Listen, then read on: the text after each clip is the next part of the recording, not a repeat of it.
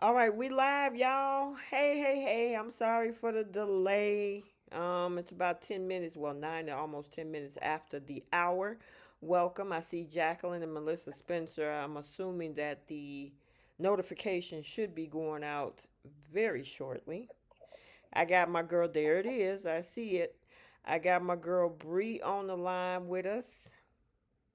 Howdy, howdy. All right, you guys, I'm going to give it a minute or two to let everybody stroll on in. I'm assuming based on the comments that you've been making in the group chat, you must have saw Monday's episode. I sure did. Is it hot? Um, it seems like it could be depending on Tuesday's episode. Oh, okay. Look like based on your comments, somebody had a little bit of a regret, huh? She sure did and was drowning in a glass of wine at the bar. But you know what? That's what she get. She could have had this man could have still had all his money. She could have Yeah. been right on top with the rest of the world and got back at Victor for throwing her under the bus last year. But no, she wanted to play hardball, got a whole man killed, and all of the above. Yeah. Yeah, she was defending herself defending Kane like, what happened? What changed? Are you guys going to get back together? Oh no, but can you let our family just breathe and figure things out? Now you want to figure things out. Okay. Yep. So, oh my goodness, I'm looking forward to watching that. All right, how many Yeah. people we got in the chat, girl? Oh my goodness, almost 30 people. Okay, well, we're going to go ahead and get this thing started. All right, so welcome you guys to Soap Corner Talk, where it's myself, T. I got Bree on the line. Keish said that she should be joining us, so hopefully she'll join us very shortly. And we're going to talk about this past week for the young and the restless, the bold and the beautiful, and beyond the gates for the week of November 10th through November Snooze Fest 14th. And bold has been strictly a snooze fest. Part of Y&R too. I think Beyond the Gates is what's keeping this whole midday soap thing afloat. I agree. Can one of you guys tell me when does November sweep supposed to start? So I'm what was still the sweep waiting. supposed to be? Let me see. Okay, so on Young and the Restless, I'm assuming the sweeps is going to be whatever happens with this AI and Cricket and Danny's wedding and Phyllis and Kane or whatever. I don't know. It's just not Mhm. sweeps worthy to me. Yeah. Bold, I'm assuming, is the break from jail situation with Luna next week, I guess, and the getting back together of Katie and Bill. Snooze fest. Yeah. Woo. Um, so whenever sweeps wants to start, we're ready. Girl, we coming up on probably 1.5 weeks left of sweeps. I think it end like right around Thanksgiving. Yeah. I wonder if if Bold's gonna do like a medical, storyline. You know how they like to do it around the holidays. Oh God, with who? Katie? I think so. Do we have Whatever is to? about to happen with Luna, something's gonna happen to Katie. So what do you think? You think there's something gonna happen to Luna where they take her organs or something? No, I don't think they're getting rid of the Luna character. I Okay. think she's on contract for a little minute. So I think whatever happens to Katie, Luna's gonna run off pregnant. They literally refurbished all of Sheila's storylines and give them to Luna. Yeah, she's Sheila Collar 2.0. Yeah. So I think the next time we'll probably see Luna, she'll be ready to give birth, or she probably will give birth and this pop up and say, like, "Hi, Will, I have your baby," or something. Mm-mm. Girl, I don't know. It's crazy. I mean, to me, Young and the Restless and Bold, we're going to breeze through. We always say that, and then we end up having a lot to talk about. But We all I can't know help is ourselves. Bold is just the same thing with Electra, Will, and I mean, granted, we got the reuniting of Katie and Bill. We seen the Spencer office more than we've seen in the last year. you That's know, right. And Liam went to work yeah, yeah, again. again. All right, so let's go ahead and knock out YNR. Oh, and by the way, you guys, if you haven't tapped the screen, tap, tap, tap. Hit that like button. Make sure you subscribe to the. I said tap the screen. Yeah, I guess so. Um, make sure you hit that like button, and also make sure you subscribe to the channel. Also follow on Instagram, TikTok, X, um, Facebook group, and Threads. All on those other platforms outside of YouTube. And then we have four segments, or maybe five segments. Flip the script. Who's taking several seats? Star of the week, pick a little week, and we also have our Simp Olympics. I'm thinking about giving the Lily Award out as well. Oh, so Remember many I talked about contenders. that? Yes, Mm-hmm. Yeah, well, a couple of people might get that this week too. absolutely. I agree. Mm-hmm. All right. So pretty much, The Young and the Restless is about this mess going on in LA and this whole thing with Matt Clark. Then back home in Genoa City, we still got this thing brewing with this AI. And I did a standalone video yesterday because of the audacity of Adam Newman. And we'll talk about I that saw too. that. Yes. And then also we had a little bit of a new love on the horizon, look like with Kane and Phyllis. Yeah, and if you guys have checked out Monday's episode, looks like they're really taking it there. Well, that's good. I wonder is it going to be just as hot as the scene with Claire and Holden? That's what I'm wondering. They kind of left us on pins and needles, I would say, Monday's episode. So we just need to see how Tuesday's going to turn out. Well, they should have did this like they did Claire and Holden. They started out on Friday, and by the time we got to Monday, the first thing that kicked off on that Monday episode was Claire and Holden in her hotel room. Mm-hmm. But I guess And we have to wait to Tuesday. well, Phyllis and Kane are in her hotel room, so it seems it could go that direction. I don't know. Oh, thank you for the super chat, Autumn McCaddy. Hey, Bree and T, you know who the real snooze fest is? Is Liam and Hope. I really wish B&B would have put Liam with someone else. Bring in a new woman for Liam Spencer. What do you think about that, Bree? I agree. And to be honest, Hope doesn't even seem excited about her own wedding. So she might just need to get a man who's going to excite her. She probably is like, look, I had to go back to that old, same old, same old. But unfortunately, well, I can't say unfortunately, Mm-hmm. you know, there's people who are going to root for like Hope and Liam and want to see them together. Same with like Brooke and Ridge. So um, I guess until they hire a new actress, Mm-hmm. hopefully you might get a little, interesting new romances. But it looks like they're just dusting off all the old ones. Mm-hmm. That's what it looked like, girl. Most definitely. Gail says, "How can I write to B&B? I wish, girl. Sometimes we think that they listen to the podcast, so maybe they'll listen to it. So drop your comments in the comment section. Oh, I feel that they do. They make subtle changes, so that's why we voice our opinion so loudly. It seems like Mm-hmm. they might be listening. Mm-hmm.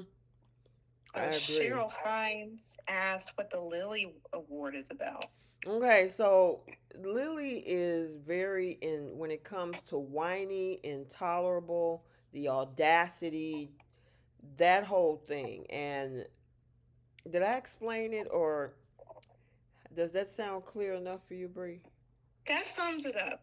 Yeah. Everything that we see Lily on the show is pretty much, if there's a character, like for me, Naomi, I feel is deserving of that award because it's whiny, just picking at everything. Nothing's ever good enough. And just also contradictory a lot of times too. So I think you explained it very well. Okay. That definitely deserves an award. Yeah, so that's what that is. If you've seen Lily Winters over the past year, she's been pretty much insufferable. I would say 2 years. Last 2 years, she's been insufferable. She's annoying, self righteous, just, get on your nerves. And at the same time, she's hypocritical. She has the audacity to say certain things, even though she's been guilty of it herself. Naomi, Mm-hmm. when Bree brought that up, and I'll break that down when we get to Beyond the Gates, Naomi can criticize at the same time, do the same thing for her friend. Yeah. Yeah. And for Haley too, apparently. What you say? Well, Haley And too. Mm-hmm. yep. Yep. Yep. Yep. Yep. All Oh, I right. love that, Cheryl. She said Kane plus Phyllis equals pain. Mm-hmm. Hashtag pain. Love that. Cheryl said, "Thanks for the clarity. Yes, Naomi does deserve that award." See? Mm-hmm. Oh my goodness. I can't wait to get to that. All right. So, I mean, let's just clear this mess up in LA. I'm just not interested in it. First of all, I'm assuming Matt Clark came around before I started watching the show because I picked up the show in 2006. And I know that the show go back till back to 1973, so a lot has happened over the past, 52 years. But Mm-hmm. um, I obviously this guy did some horrible things to Sharon. I'm like, the Sharon has a bullet on a. Everybody always come after her, Like a target on her back. right? Yeah. So Matt Clark, because there was like a video that kind of summed up Mm-hmm. like all the scenes with Matt Clark. He was played by two different people. This happened back when Nick and Sharon were like teenagers. And she had dumped him for Nick. He was terrorizing her and um, essayed her and also framed Nick for Pew Pew Mm-hmm. and disappeared. So I feel like this is like the second or third person they brought back from like the past to come and terrorize Sharon. Right. Because it was Cameron Kirsten that was the last person, right? Mm-hmm. And I forget the other person before that. So yet another refurbished Sharon storyline. Yeah, I'm over it. You know what the part I was over was Noah. Mm-hmm. Just being so disrespectful.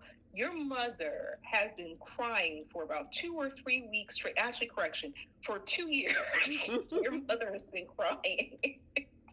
Okay, her tear ducts hurt. And the fact that they flew across the country to go see what was going on with him, and comes to find out he's sleeping with a whole married woman. And he gets mad that they're questioning him and say, like, hey, it's probably not a good idea for you to do this. I mean, you're in the hospital. Get out. You Yeah. kick your parents out after that? Yeah, I mean, your butt was in a coma. Yo, Medically induced a coma. exactly a medically induced coma because you was in some sort of accident, had split your head wide open, which is why they put you in a medically induced coma and wrapped your head up like a mummy. And yet, your parents come all the way from Genoa City, been wreaking havoc between that bar and that hospital, crying, talking to the doctors, trying to make sure you good. You smooching with a married woman, and they try to figure out what's going on because that's probably why you were in an accident, and you tell them to get out. Yeah. And The I didn't like audacity. Sienna's attitude too. What you say, girl? I said I didn't like Sienna's attitude either. Mm-mm. You kissing on their son. Nick asked her flat out, "Hey, is there anything going on with you and Noah?" I was going to let Noah tell you. I don't have to explain myself. The boy is in the hospital. You are well aware that you're married. Mm-hmm. And any married man, taking the part of it out, any married man who finds out that their wife is messing around with a guy, actually a younger man at that, Mm-hmm. anything could happen.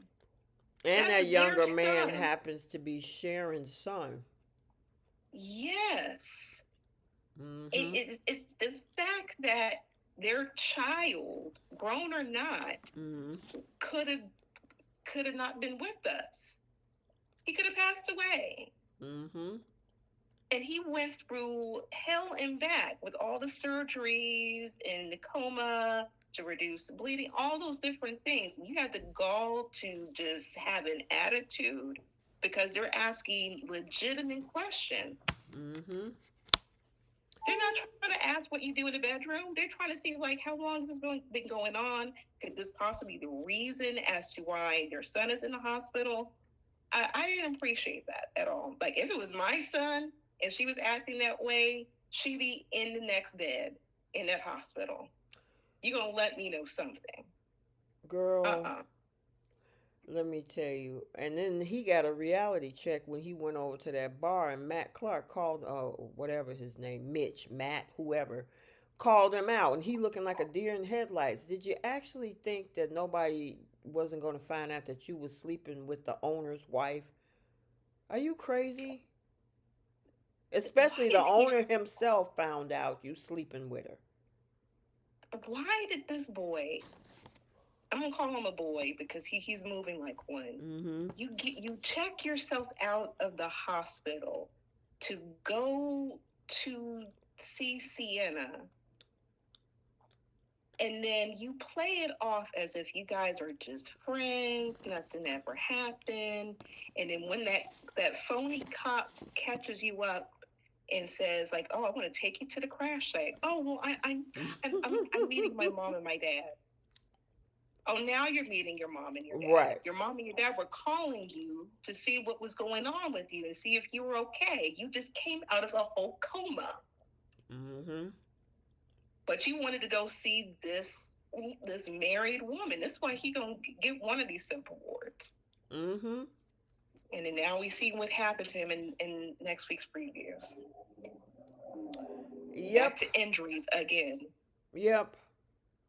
It's like obviously he get it from his daddy sleeping with other people's wives. So I mean, he got it earnest.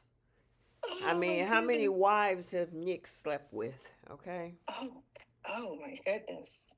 Oof. Jack's wives, Billy's, every. Now, Oh here's the goodness. interesting thing that kind of ruined it for me a little bit between this Sienna Bacall and this and Noah is because when Jay Money, and I've never seen the show, but just the fact Mm-hmm. that Jay Money mentioned that these two played mom and son before, Mm-hmm. just the thought of Yeah, that, it just turned me off to it. And I've never seen the actual show that these two actors actually played mother and son. But just the thought of it is like, oh my God.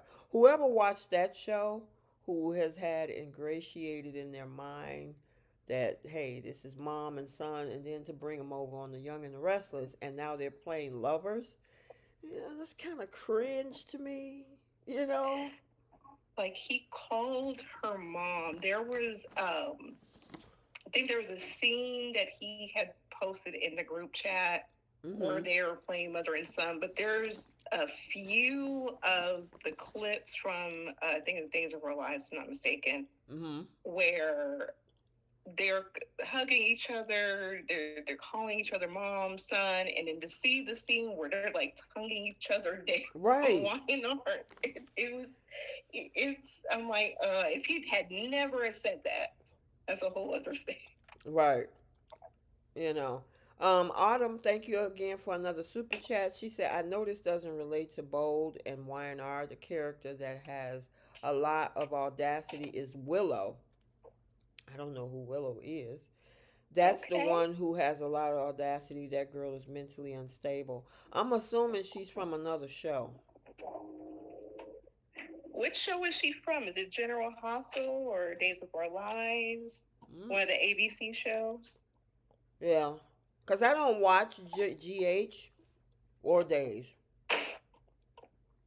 So I'm not sure, you Yeah, know. J Money, he gives us the references Mm-hmm. because he had to let us know how Haley Aaron was on that show too when she played Kiki Germain, and I'm obsessed with her. I love the clips that I saw. I was like, oh my gosh, and she brought a little bit of that to the Claire character. I will say that.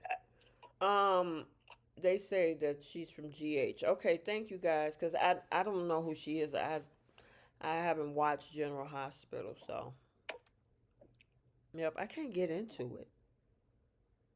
I try. I don't know. I I just did been too. I just can't. loyal to like CBS shows. I don't know why. I just have since I grew up. Mm-hmm. Anyway, Mitch got punched in the face by Nick. Sharon keep coming over there antagonizing. I'm sitting up there. She's threatening this man, talking about all the stuff she gonna do to him. And I'm thinking like, really? Really? You couldn't do Oh nothing my with Cam. gosh. Well, she did finally take out Cameron Kirsten under her house. Um, Mm-hmm. but you couldn't do nothing with Jordan and all of them. And, you know, they had to get you out of that thing with Martin Laurent. But I'm like, girl. And what happened? He showed up over at the hotel next week.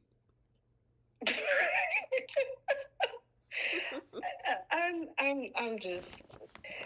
They love putting Sharon into these situations. I'm like, how did you get yourself caught up in another predicament like this again? You and your son and Sienna actually, because she was in Mm-hmm. that scene too. Yeah. I don't know. Where do you think they're going with this whole thing? You think this is gonna be another slow moving train like they did with Kane? Well, whatever happens, it seems like because there was actually clips, like Christmas clips where Mitch or Matt, whatever you call him, Mm-hmm. and Sienna are over in Genoa City now. Oh Lord. So I'm gonna assume that Sharon is going to be okay um, after all of this, and then whatever happened. And also Noah is in the clips too for the holiday. So Well, let me I'm ask you not. this, Bree. Mhm. Do you think this is actually Matt Clark, or they're trying to give him a twin? I wouldn't be surprised.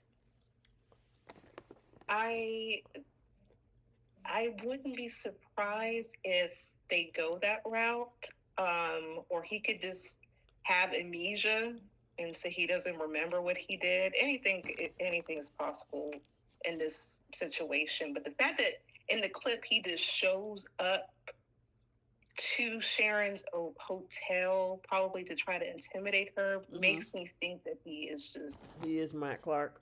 Hey, yeah. Keish, Keish. Hey y'all. girl, What's where up, you Oh yeah. been? Running around. Oh. You sound like me. That's what I was busy trying to do stuff and came on here about 10 minutes late. But we all here now. Yes, yes, yes. So, I know last week you really didn't get into Y&R. I'm assuming you really And I didn't get still ain't. into it this week. I know little bits and pieces here and there. Oh, girl. Like I usually what happens is I see like maybe the last 20 or 30 minutes right before Bolt comes on Mhm. of Okay. the show. It's just not. I don't know. It's just weird. It's just It slow ain't doing and. nothing. What do you think about this Matt Clark situation? You think it's I interesting? I was gonna ask you guys a question about that Okay. because maybe I missed something, but did did Sharon like recognize the face, or is he supposed to have had like plastic surgery to look like somebody else, or did she overhear something, or is this like the Matt Clark from back then that they both just recognized because that's who he's supposed to be? Oh, they both recognize him. Not Nick had already clocked it and said, "Yeah, that's definitely Matt Clark." Mm-hmm. So how is he So, denying that it's him? Because isn't he telling them, "I don't know what you guys are talking about"? Right. That's what I was just saying to Bree. Could this be a situation that this is a twin brother or? well, I think he's trying because he's assumed a whole identity. So he's going Mm-hmm. by Mitch now, and he's married to a whole other woman. So I think that well, for one, he should be in jail. So that's Mm-hmm. probably why he's denying the whole Matt Clark thing. But I think to also kind of play into Sharon's psyche and make her doubt herself, I guess like how he did years before.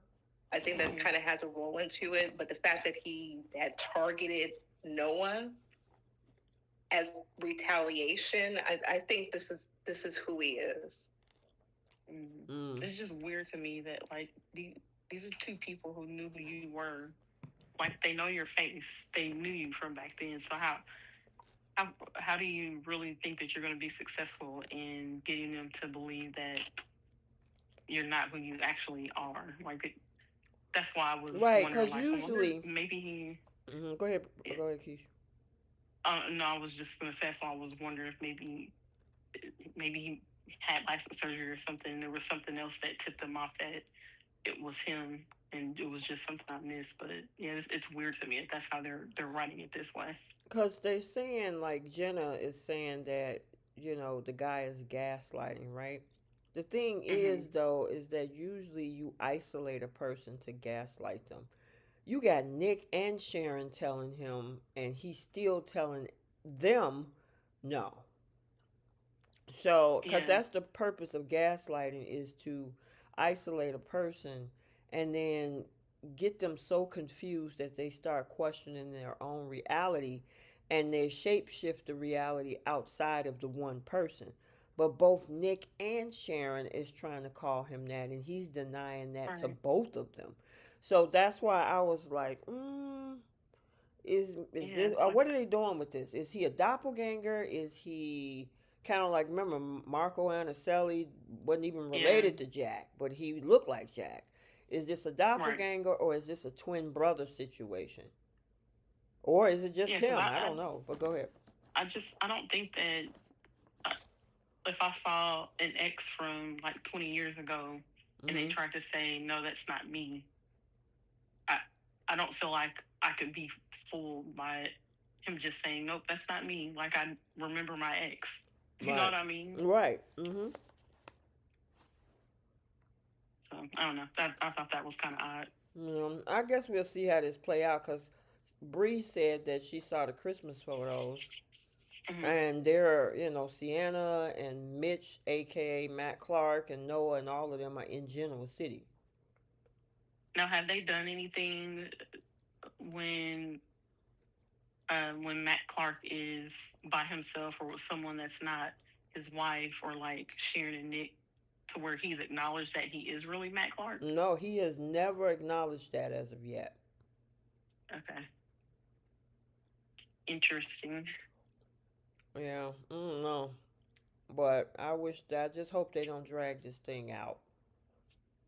That's my Yeah. thing. I mean, that's been most of the week. We did get a little bit of Genoa City action where Sally had to let Audra know, and I don't think we got the. We did. Did we get to see that on screen, Bree?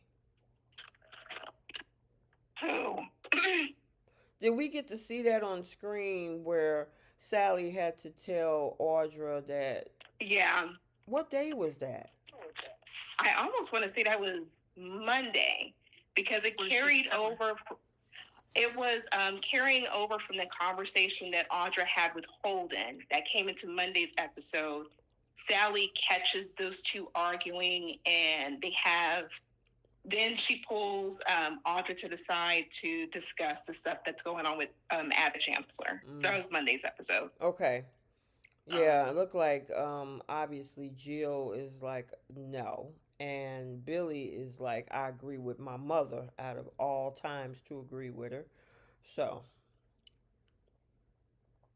so what is going? So that's one of the things that I haven't completely been following. Is I don't know what's going on with all the different companies. companies. So Sally, is she like completely out with the Avid, whatever it was she was doing? Well, no, she okay, so Jill did give her the funding to run Abbott Communications. Um Billy is her second in command, so he answers to her. And she wanted to hire Audra because she's been doing, according to Sally, such a good job. But then when it got back to Jill, who is the silent investor, Jill is like, no, I don't want her to work for the company. And Billy was already trying to tell Sally that that ain't gonna work either. Well, Sally is still trying to make it work. Mm. He got a lot of nerve. Oh, I'm So so Billy doesn't sick want of Billy. Audra working for the company. Right. Now What that was he his wants, reason? but because she has the qualifications that he doesn't, because that's the part that I don't understand. He wanted to push and hand this company off to Sally to do whatever she wants with it. He was perfectly fine with Audra being second in command because he had the whole assumption that he was going to get chancellor. Now that that blew up in his face, and this girl had to go out of her way to find funding for his company, and he was like, okay, well, I want to keep you in my life. I'm going to make you the head of the company, and I'll be your second command, because he knew he wasn't going to be capable of running any company. That's why he's always a failure. But just the fact that he wants to get on Audra, and she was actually putting in work, calling people, helping Sally out. Billy has done nothing. He didn't even want his mother to be the investor. Mm-hmm. He was about to blow up the whole thing that Sally put together with Jill. And then all of a sudden, okay, I'm sorry. I won't say anything. I'll go along to get along, and you don't have to tell her that I know. Now he wants to dictate who should be hired and who's qualified. The temp employee feels that no one is qualified except for him at that job now. So what did Audra say? Audra took it on the chin. She was like, look, she already had a feeling. She said, I'm still, whenever you're ready, Sally, I'm ready to go whenever you are. She handled it like an adult. That's good. Good for her. Yeah. Whereas Billy, he was trying to find any and every way, like, well, you need to go to my mom and let her know about Audra in case, she doesn't qualify for this position, or maybe she doesn't want to work with her because of her background. What about your background, sir? Yeah, what Like about the your hypocrisy. background, sir? Ugh, that's the part about Billy I cannot stand. Mm-hmm. Like, this is why he's so jealous most of the time of Adam. He actually used his pedigree correctly. He got the MBA, got the experience. He's actually qualified to run a company. Whereas Billy cannot stay in one job position no longer than 3 months. Well, I got a bone to pick with Adam too, so. Oh. She sure does. Did you see You that saw part, that? Keish? Uh-uh. Mm. She did a So standalone video about it. yeah, I'm I'll have to watch normally it. an Adam fan. You all know that, but Yeah. Hmm. I'm like, dude. First of all, he gets in front of Billy and no, Kane. I'm sorry. He gets in front of Kane and pretty much antagonizes this man. Plain now, this is some gaslighting. I, we don't know if my father took the AI system. I mean, if he actually took it, I'm like, dude, stop it. Then you want to make the man feel guilty about what happened in Nice. You held everybody hostage over there. You deserve everything that happened. Dude, you got on and off that mountain and didn't tell nobody. Your daddy chose to stay there. You gave him an out. Didn't tell the Abbotts. Bree, you even said this. He could have got Kyle, could have got Billy, could have got Nick, could have got all these folks. All these able bodies. Right, especially being that Adam was able to come and leave. He took Yep. nobody with him. Victor didn't even want to go. Nikki was the only one that wanted to go, and she stayed because her husband was like, no, let's just stay here and play the game. He sure did say that. And Yep. then he left. Yep. So, and this is my part. Like, why is anyone even, once again, listening to Victor? They keep talking about like how this man makes no sense most of the time. How he is set on revenge. Why do you want to put yourself through that? Mm-hmm. And this is the part I cannot stand with Nick and with Nikki, who keep bringing up all the stuff that happened in Nice. You had firsthand information yourselves that there's a way off of that chateau. Go. Mm-hmm. Just go. It took them about 3 years to finally get away from Nice. Look, and then and once the cell phones came back on, they were able to call a helicopter. Y'all could have left.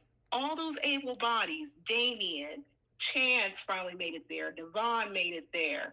You have Nick. You had even Adam when he was there. You had all these people that could have made their way to like the police in town, anybody to get off of that island. Or not island, but out of that chateau. Mm-hmm. That mountain. Like, seriously, these men would have done it. Mm-hmm. Even Billy, even as sorry as he is, he would have done it. He couldn't leave, but he would follow. Now, I will say I do like the response, even though, we already had our say when it comes to Kane deciding to give up his wealth trying to chase behind Lily.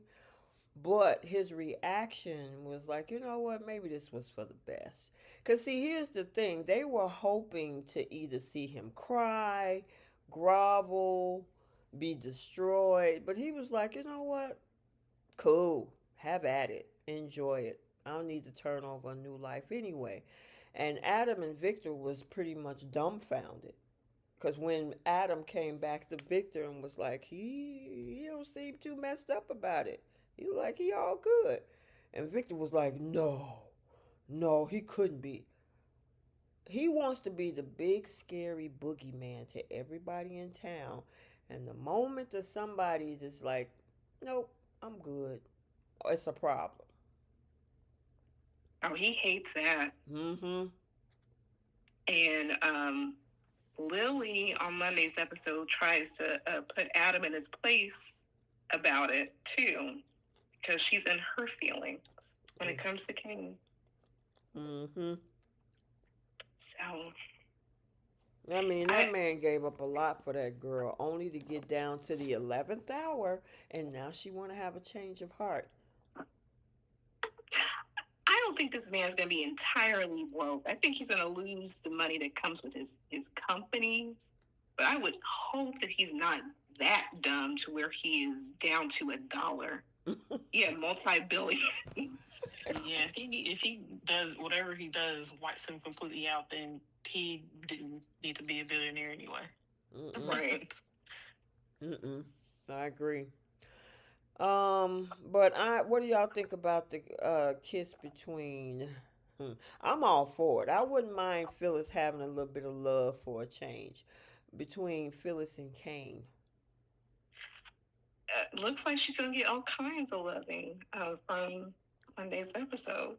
Like the kiss at the bar is nothing comparison to Monday's episode. The Oh kiss in Monday's gosh. was hot, like Okay. just tonguing him down. I'm Is like, it okay, something I can work with to do an edit? I believe so. Okay. Just head towards the end of the episode, but they have like a sit down dinner. She's in a pretty black and white dress. They head to her hotel room, and it's like that little cat and mouse thing. But yeah, they turn up the heat a little bit. That's why I'm wondering what's going to happen Tuesday's episode. Are we going to get something similar to Holden and Claire? I hope we do. Just Yeah, based off of the kiss alone. that would be good, girl. That would be good.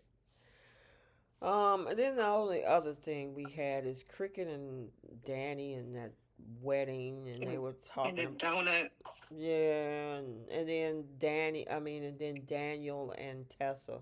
Tessa decided to carry her butt back to Boston, only to be rejected by the staff and come back home crying. No, rejected by Mariah. Well, remember, she didn't get to see her. The staff told her she's not taking any visitors. Yep, just rejected her own wife. I'm so over this storyline. Oh, by the They way, have, mm-hmm. congratulations to Cameron Grimes. She got married this week. Yay! I didn't. I thought she had been married this whole time. I didn't realize that Mm-mm. she wasn't already married. Yeah, she had the baby by him, and then because they were just dating, and then they finally tied the knot. So, Yeah, good for her. Congratulations to her. I think that baby should be about what, a year old now. I believe so. Yeah, a little boy. Look just like her too. Congratulations, all these babies, and then fell in flow. Had a baby Oh too. yeah, Oh, yeah, I saw that. yeah. Miss Bowden had a baby too. Katrina Bolden, congratulations, girl. Um, but um, I don't know what to think of this Mariah, Tessa, Daniel storyline. They have rewritten it, and it's just it's making no sense. So are they? Is Mariah just gonna go away? Is that what we're supposed to think? Then she had this what the thought of like Ian was counseling her and her decisions or something. I don't know. And then she went from not from unaliving someone to not unaliving that. Can someone please explain to me what I'm missing so I can try to be interested in the storyline? Yeah, the writing is all over the place with that one. I mean, we got they sprinkled breadcrumbs of this storyline throughout this entire year. We would only see the Tessa and Mariah storyline with this whole guy and this Ian look-alike, and what she's seeing Ian what is like once every month or so, a couple of episodes every 2 months, and then they finally try to throw something in. I don't know what they're doing. She wants a wife. She wants to fix the marriage. Then she's got feelings for Daniel. Then she want to fix the marriage. It's like, what are y'all doing? Are y'all trying to put these two together or not? So she actually admitted that she has feelings for Daniel. She had a whole dream about this man until somebody showed up at her door. Yeah, definitely that. Prior to that, they had that kiss over at GCAC, and then they went to the coffee shop after that, and they talked about their feelings. He admitted that he has feelings for her, and she admitted that she's thought about him and what they could be, and but she made it very clear after the kiss that she wants to focus on her wife. And then she had that whole fantasy scene of them like hooking up in the bed. Yeah, I'm like, okay, that part I missed. I remember the other scene, the other two scenes though. yeah, it's more the same, no motion, just I'm like, okay. But the only interesting part for me was like Lucy was going to Milan this summer. I'm like, okay, what's Lucy doing? Because it's there's nothing interesting with her daddy apparently. Mm-hmm. I agree. And it once again, not trying to complain, we're just voicing out like we want to be interested in these storylines. It's just give us something to sink our teeth into. Well, I would say the only thing that I'm really truly interested in is Kane and Phyllis right now. But let me know what you think of Monday's episode. You might have some stuff to work with. I'm just going to Okay. put it out there. But I'm kind of just tired of the rewrites. Like they rewrote Audra and Holden's storyline too. I wasn't a fan of that. Mm.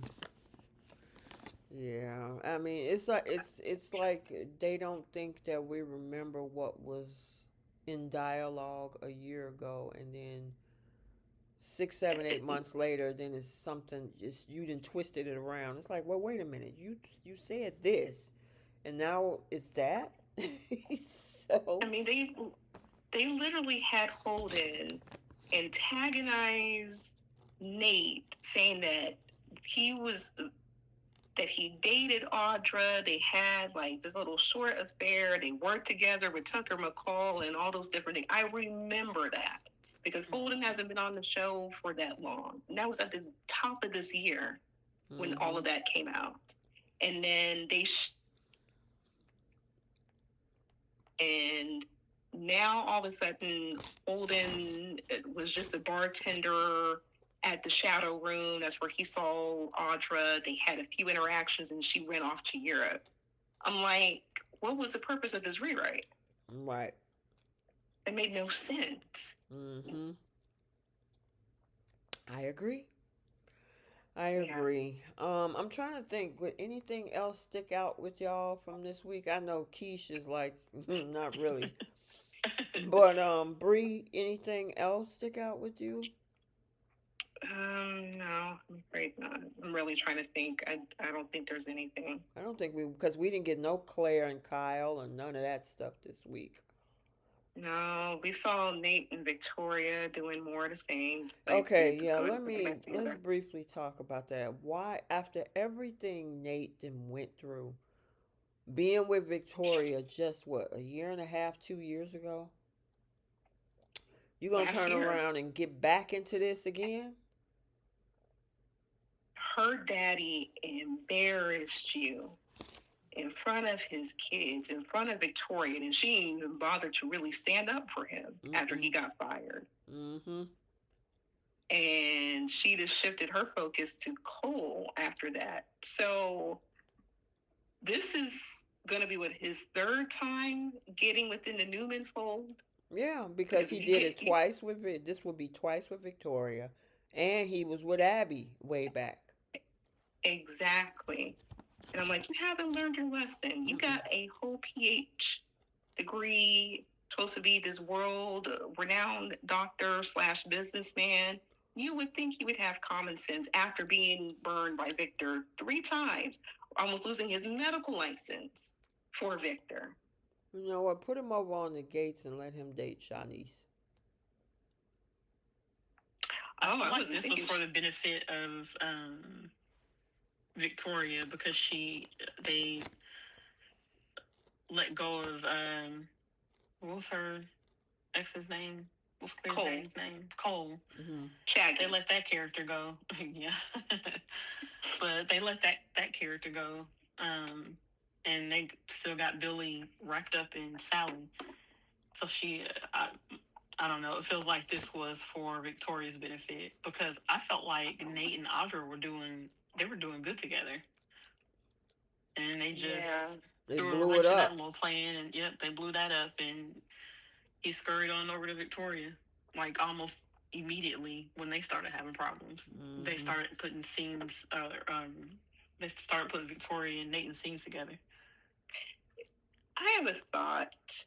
I feel like maybe the Audra character might be coming to an end. I don't know why, but I get this feeling because whatever this storyline is, I feel this might end up getting rid of this character. That's my speculation.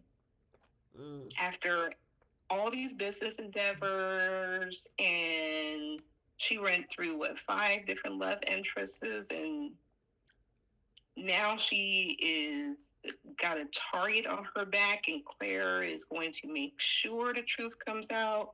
So whoever she stole from, or whatever the truth is, I'm wondering this could get rid of the character. Because, I mean, other than that, what else are they doing with her? Yeah, and her to me, the sweet spot for Audra was when they had her with Nate, because they were starting to like soften the character. That was when I really actually started liking Audra, because you saw a different side to her because of the way she was with Damien's mom, Amy, because they had, their cute little relationship. Even Devon and Lily were warming up to her, and I thought her and Nate were good together. And had she taken the job with their company, I feel like putting her in that family dynamic with Nate and his cousins and Amy would have been really good for her character, would have given her, something to do, more stories to build off of. And it's like they snatched her out of that position, and now it's like I feel like the character is flailing because now they're throwing her under the bus with whatever it was that her and Holden did when they were in LA. Kyle hates her because I know people thought that maybe they were putting her and Kyle together, but I don't. Kyle to me doesn't seem like he is warming up to Audra at all. Um, I don't know. It's just like her character is just out there. Yeah, I feel like they could do like a little hookup scene between Audra and Kyle, because he doesn't know that Claire slept with Holden yet. I think when that comes out, and then Claire doubles down on Monday's episode that she's not going to get back with Kyle anytime soon at all. I think that's going to hit his ego, and the fact that Audra knows, that there's something going on between Holden and Claire, that she might rub in his face, and one thing leads to another, something. But even still, like, that's more the same for Audra too. Like, we know you like being on your back, girl. You done ran through a billionaire grandson. You had a whole billionaire to yourself. You had a successful doctor. She done ran through all these rich men for nothing. At least when a new girl comes onto the show, they at least get a ring from one of the Newmans. Well, God knows how many. Ring and she turned it down. Remember? Oh, that's true. She turned that proposal down from what's his name? Tucker. Tucker, yeah. The proposal and a company. See, just so she could team up with Victor, who turned around and backstab her like he does everybody else that he goes into business with or makes little deals with. That would never make sense to me. So I'm like, are they getting rid of the character? That was also my other thought, Brooklyn Renna. Maybe she'll go back after Noah. Could possibly she can go back for her old boyfriend again. That is true. But yeah. I just don't know the direction of this character, especially with all these rewrites. And what are they doing with Holden's character, especially since he was working with Kane, remember? And when was the last time we saw them in a scene together? Yeah, it has been a minute. Have they mentioned anything about Noah's girlfriend? Briefly. Allie? And they rewrote that too, because they were broken up one episode, and then this week they said that he was still with Allie. So he's cheating on Allie then with Sienna? Yes, they both were cheaters. Interesting. See, that sucks, because I thought Noah and Allie were cute together. I did too. Noah and Allie, I thought they were cute together. It was a Newman Abbott hookup, and They could have brought her back to town, and that could have been the next story, another storyline for Audra, where she's in the middle of another couple. Yeah. I Yeah, But I don't I don't know. know. They keep switching stuff around. It's just, I don't know. It's weird. maybe she'll Yeah. just be in the middle of Noah and Sienna then. Mm-hmm. Mm-hmm. All right. Do we got anything else with YNR? No, I don't. Um, that's it. That's That's it. all they Okay. gave us. Yep. All right. We got bold. Barely. So we had the reuniting of Katie. We still got this whole thing with Luna and everybody worried about her and this baby and Will got a new house, which that don't make no sense to me. And then they had Liam tell his dad, "I'm moving back in with Hope." Why don't y'all get your own house? I was eating my lunch today, and when I heard he say, "Yeah," and me moving back in with Hope, I'm like, dude, why you moving back in with her? I fell out. I was cracking up because I knew that was going to happen. He Mm-hmm. can't. He was looking forward to being on her front yard again. Oh my gosh. You know what Liam reminds me of? You know how they talk about those men who date women just so they have a place to stay? That's what Liam Yeah, they reminds me call that a Yeah. of. hobosexual. Yes. Yeah, yes. Yep. Those men, that's what Liam reminds me of. Those men that are just looking for a hookup, but really looking for a place to stay. That's Girl, exactly what Liam is, because that man has been technically unhoused since him and Steffi got divorced. yeah, I'm trying to think, has he ever had his own place?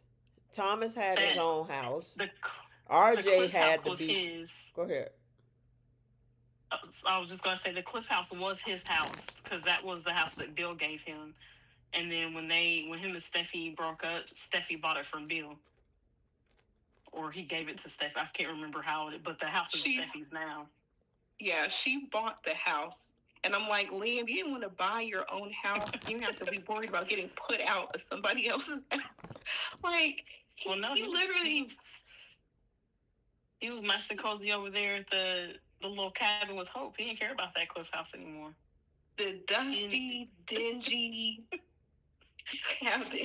I He got mean, cheated girl, on and kicked, and he got cheated on and kicked out and back on his daddy's couch Thomas for didn't, 2 girl, years. she didn't have Thomas in that house on that couch. She didn't have Carter in that house on that couch. It's like, can y'all go get your own place? Why you gotta live in that tiny cabin?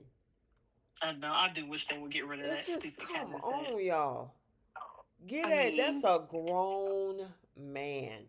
Will gets a house. yes. Will and RJ, well, even though it's the same house, but Will and RJ got a house before Liam did. I mean, obviously, I yes, he got the Cliff House, but that's Steffi's house now. Yeah. I don't understand why they don't utilize that set that they the set that Thomas had that was, I think, Katie's old house also. Mm-hmm. I don't understand why they don't utilize that set more than what they do, because that set looks way better than anybody's house in my opinion, because it's the most up to date, like modern set. That's where Hope and Liam should be instead of that dusty, rusty cabin. Don't nobody want to see that cabin. And to be honest, like, Hope hasn't left the nest at all, if you think about it. Because it's just an extension of Brooke's house. Mm-hmm. Yep. Because she went from Brooks to the Cliff House, because when her and Liam were together, she moved in with him. She was moving back and forth from his house to Brooke's house. Every time they broke up, she would move back in with Brooke. And then when they got married is when they moved into the cabin. I don't understand these big people in power positions, even on Young and the Restless, that don't have a place to stay. You got people staying at the GCAC. You got people like Taylor, who moved into her ex's daddy's house. Mm-hmm. And then you got, Liam, who what is his title? Vice president or something over there, He Spencer? don't even know. He only been to work for two But I mean, days. his daddy is a billionaire. He got some type of C-suite position. You don't have your own Mm-hmm. house. You moving in with Right. your girlfriend. He's been rich for well over a decade. This man is nowhere near broke because he wasn't going to work for 2 years. So he had money to go to El Giardino to use for gas money, probably child support.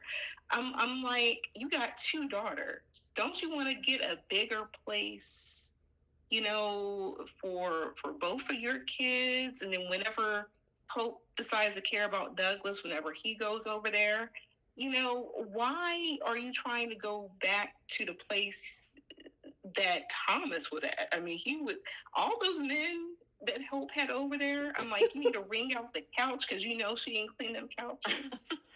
I didn't even think about any of that because I mean, really, we could It's say that just about all the because sets. they do Because every. You know what it is, Keish? They do everything in that cabin in one space all the time. yeah, There's no like, yeah, like they'll give you certain parts of the set. If they'll go out to they'll show the bedrooms upstairs in Eric's house, right? Or even the mm-hmm. kitchen when Pammy was cooking in there, or something like that. So you see movement throughout the place. But with Hope's spot, it's just that one open living room with the couch and the Mm-hmm. fireplace. That's why that set is the worst. I know. There's not even one other room. It's like you said, it's literally that living room area and then like right outside. Right. And we don't even see right outside that often. And even if you look, you know how they give us a scene with facing the cabin. That place is small. Yeah. Mm-hmm. It's not Yeah. like, they had these. Now see, okay, it's like the Newmans. Even though people are living on Victor's property, they're all big homes on his property. Yeah. So like Sharon got her house. And it's a Adam, cabin. but it's still bigger than when you get to see different parts of it of Sharon's house Mm-hmm. versus what Hope is living in. And then like Adam and Chelsea got the old new whatever ranch, the new ranch that they move out of, and then you got the old refurbished ranch. Then you got the tack house. You Mm-hmm. know what I mean? So they got homes over there, but yeah, I don't understand why Liam can't, all that money you got, you can't get a place to stay. And same thing for Taylor. Taylor, you a doctor. You can't get your own house? And she got plenty of money from all the divorces, so she should have a nice little chunk of change to get her own place or take her son's house. Mm-mm. That's what I don't. Those are the questions that I have for production. Is why are they not using Thomas's old set? And I mean, I don't know that Taylor is actually like if she moved back into Steffi's house or not because they didn't say that she did that. But to be honest, if they're not going to give her a set, I would rather them just talk about her house or her condo in dialogue because it drives me nuts that every time she comes home, she moves into the Cliff House, like y'all said, as if she don't have money to buy her own place. Luna got her own place Yeah, before all this her stuff little went down. apartment. Yes, Remy and Deke had their little apartment. two apparently, Mm-hmm. because they changed because they were in Lee's building, and then now they're over in Deacon's building. Mm-hmm. So, like, are they gonna have Deacon and Taylor hook up over at Deacon's place? It'll probably just be in Taylor's office. And then what if, okay, so if Sheila's at the mix and Taylor and Deacon get together, what, Taylor's gonna move above the restaurant? That's a good question. We'll probably just Or never. We'll probably just never see their home set. They'll always either be in her office at work or at the restaurant. which I'm like, you guys are at a new studio where it's like twice the size as the old one. So you guys, and they make permanent sets. So just create a set that's gonna actually make sense. You can't keep Taylor over in that little tiny shoe closet called her office. Right. Or staying with Steffi all the time. I mean, it's, But I don't know if it's a, I think it's a separate bedroom up there, I guess, but still, still. like, I wouldn't want to be in my daughter's like marital home with her husband. We see how Steffi is. She's quick to wear lingerie. Mm. Harold's not having a care in the world who comes down the stairs, nothing, and that's fine. She's married. I would want my own space to breathe.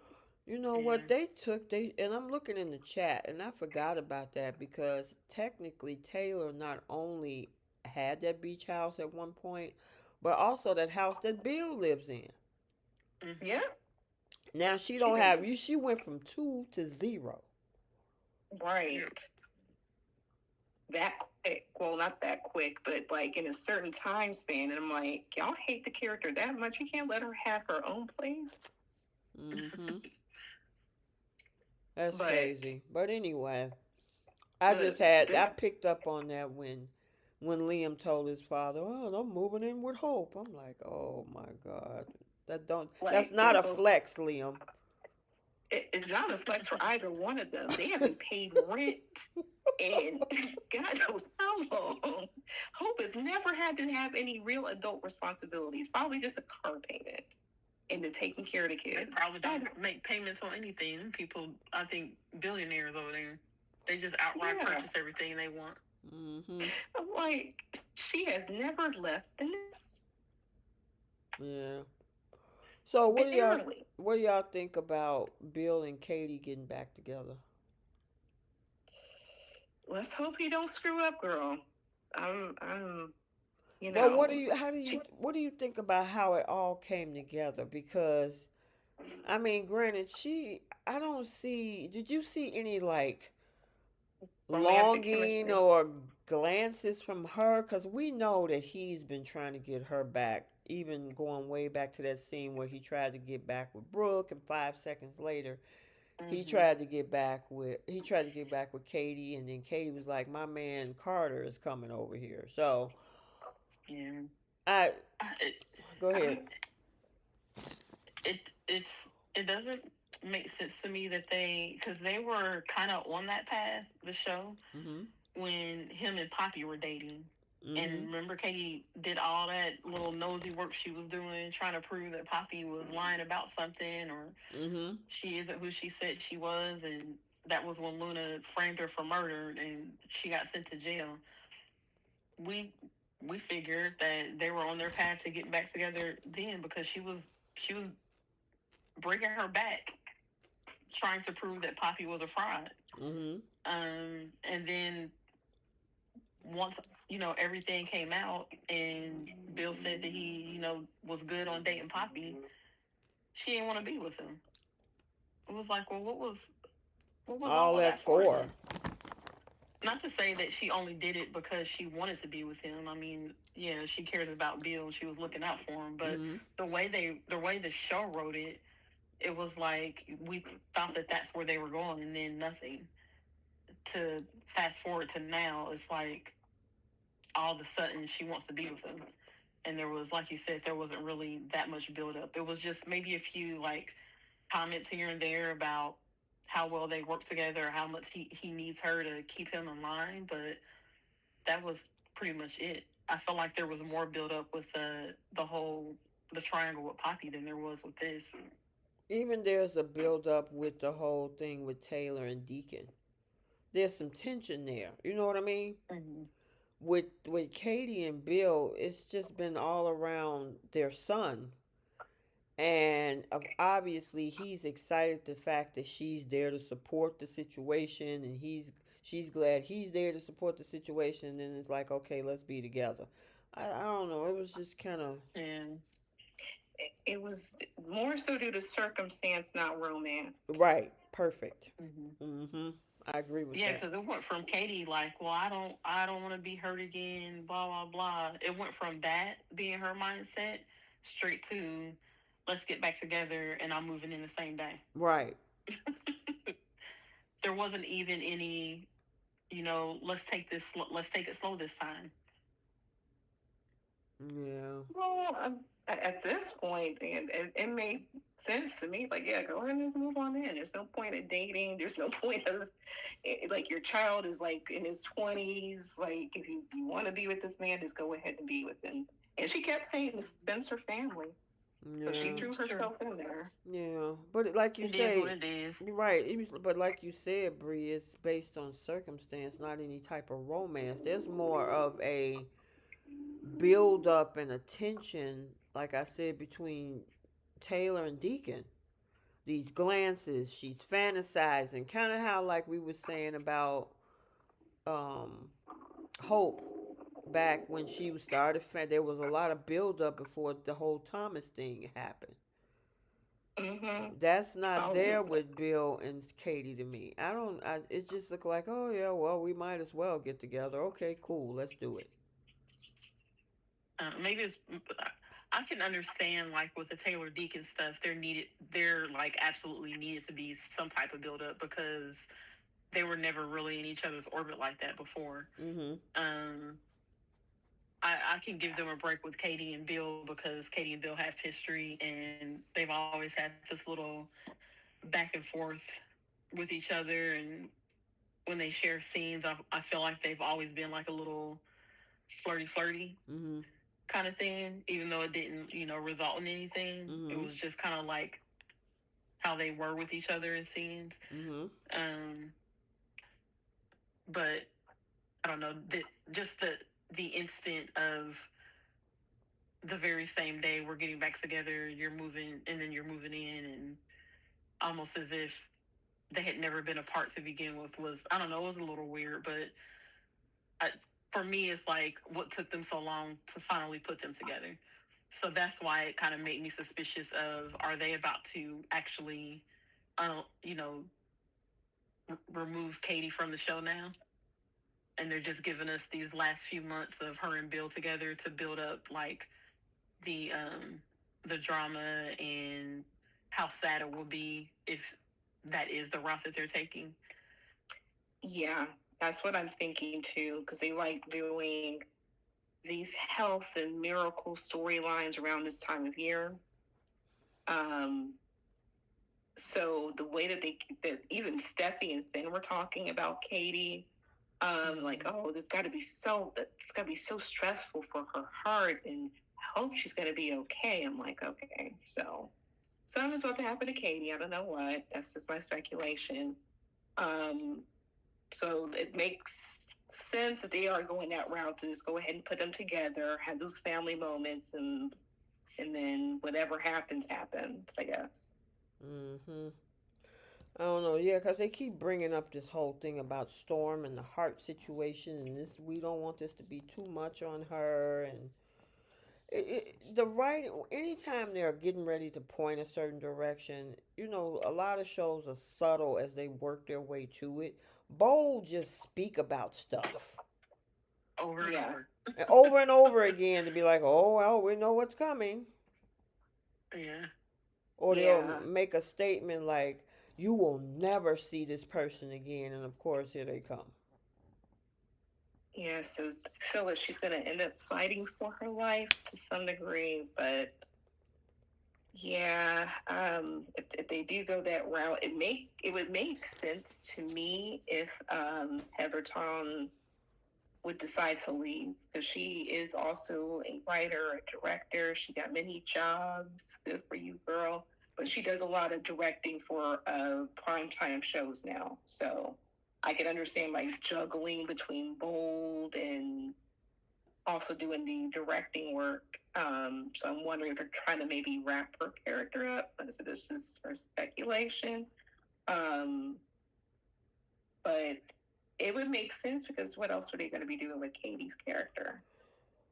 I don't know. Yeah, I that's mean, I interesting. don't think they've ever really cared about the how much they use a character or not. Look at Donna. Right. And we just happened to see Like, her back. Did you see Jenna's comment? She was not happy about that whole conversation between Brooke and Katie. I mean, Brooke, Katie, and Donna. what, Oh, let me what see what she conversation? said. Huh? She said What it was conversation? ridiculous. She said it was Oh, ridiculous that Katie was sitting there with the two other Hogans talking about going back to Bill in front of um, Brooke. That was pure nasty. Yeah. Yeah, that boy. I I think mean, they they do for that with each years, other. All of they have. yeah, Brooke has been with. I mean, the All of conver. her sisters. Yeah, exactly. It's like, how do you have that conversation? It's just weird. yeah, for years now, a decade or however long it's been since that last happened, Hmm. they've had Katie just basically brush off the fact that Bill and Brooke used to be together and the way that they got together. Like Hmm. they haven't acknowledged any of that in years.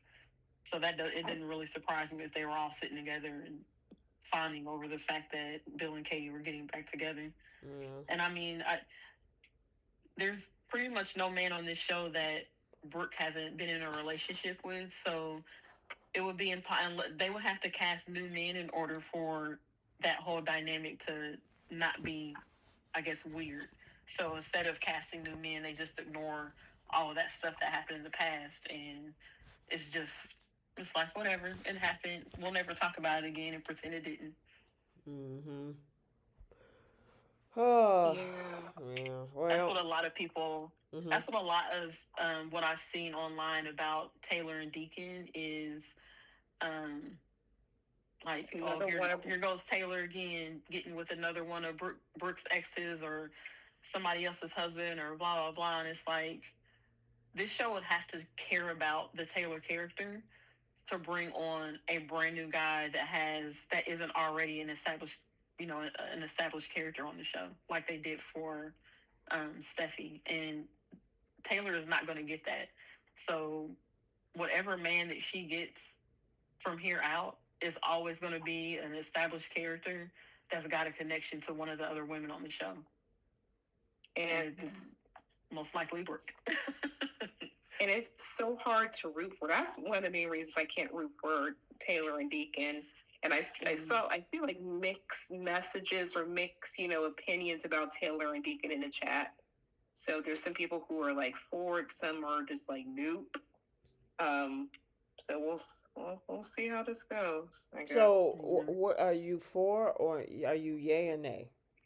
Nay, never, not a chance ever. I don't want that. Throw it away. What about you, Bree? I'm I mean, Keish. I'm fine with it because to me it's better than having Taylor run away again because she can't stand to see Brooke and Ridge together. And I know that they're never going to cast a new man for Taylor. She's never getting that. So if Taylor has to take somebody else's husband on the show in order to have a love interest, then I'm here for it. It is what it is.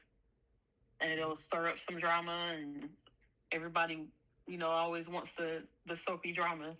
This will stir up some soapy drama with the psycho, so we'll get Mm. a little bit of that. Me, it's a nay. I don't see the chemistry between those two. Oh, I Like do. like when I see like Phyllis and Kane, I'm like, okay, Hmm. yeah.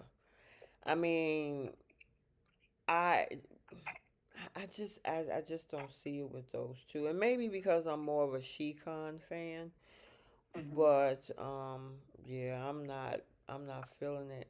Let me ask you guys in the chat, right? Type a yay or a nay if you are in favor for Sheila. If you are in favor for Deacon and Taylor, type yay. If you're not in favor of Deacon and Taylor, type nay. So I'll give them a chance because I know sometimes that YouTube is a little bit delayed. But I'm curious to see what the answers are. Okay, there's Bree. Bree, you had to kick it off, huh? Well, Brenda Hill said no. Okay. Okay, they're coming in now. KH says yay. Gail is a nay. That girl is a nay. Aisha says no. Cynthia, nay, nay, nay, nay, nay, nay, nay, nay. Indifferent. Okay. Brooklyn says yay. Ron is a fan of Deacon and Sheila. Melissa Spencer says no, no, no times 10,000. And then nay, nay. Melinda says yay. Frenchie says nay. I just feel Brad Bell is doing this to unalive Taylor. And then Pink Sunset Blue says nay. It's a lot of nays. So, well, at least on this platform. But you say you've seen in other spaces where it's mixed. Where they are team Deacon and Taylor.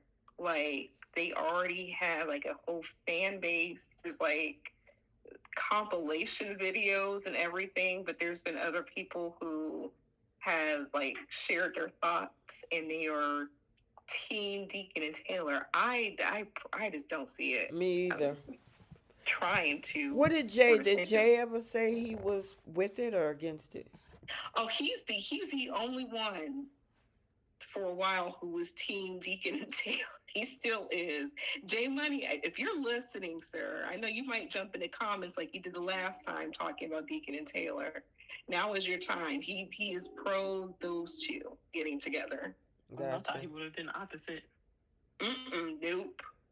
No, He's because he's been not he's getting been to. the opposite on a lot of things because he's not a fan of Daphne either. Oh So yeah.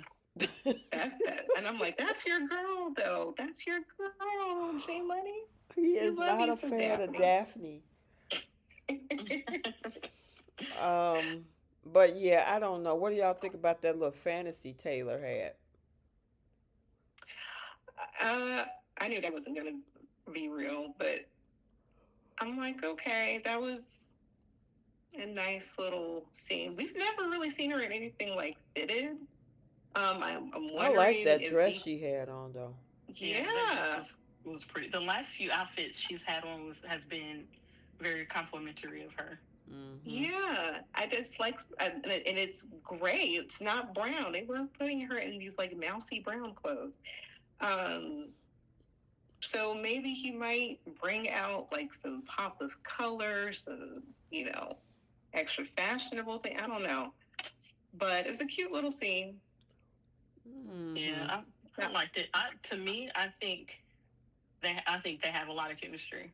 I think she has better chemistry with him than she has with Ridge, in my opinion. I actually think that, and I know we've said this before, but Krista Allen had better chemistry with Deacon. With a lot of men, Krista even Allen thin. Krista Allen was one of those people like Carla Mosley who has chemistry with literally. She had chemistry with Brooke. Like She did. in their best friend era, she had great chemistry with Brooke to the point where people were thinking like, are they about to do something different here? Mm-hmm. Yes, they were talking about that. They were like, "Are we about to get our first like female couple?" I was like, "They are not going to go that route." But the fact that people were thinking of that, it shows like how people just gravitated towards that actress. So I was disappointed when she left, or you Whatever know, happened. whatever happened. But yeah, she had great chemistry with Finn too. There was a scene that it's But you like know seared in my what? brain It, where, it makes sense due to her history because the type of shows that she yeah, did 20, 30 years ago, she had to mm-hmm, have chemistry with different people. So, yeah, she was experienced in those primetime shows, yeah, and for of those those of those that cable shows. may not know what we're referring to, just think of Skinamax. Yep, That's so. like the TVMA shows. Yes, what you said, TVMA. Yeah. Oh man. Okay, so Gail asked, she said, I don't understand why Rebecca Buddick wearing high heels. And I've had this conversation Oh, with you guys in the chat because I said, get that girl some regular shoes. And Mm. it's the style of the shoe to me. Those big, large platforms, they look bigger than her feet. They do. These got to be at least eight Yeah. inches. I don't see how I, she and walk in them.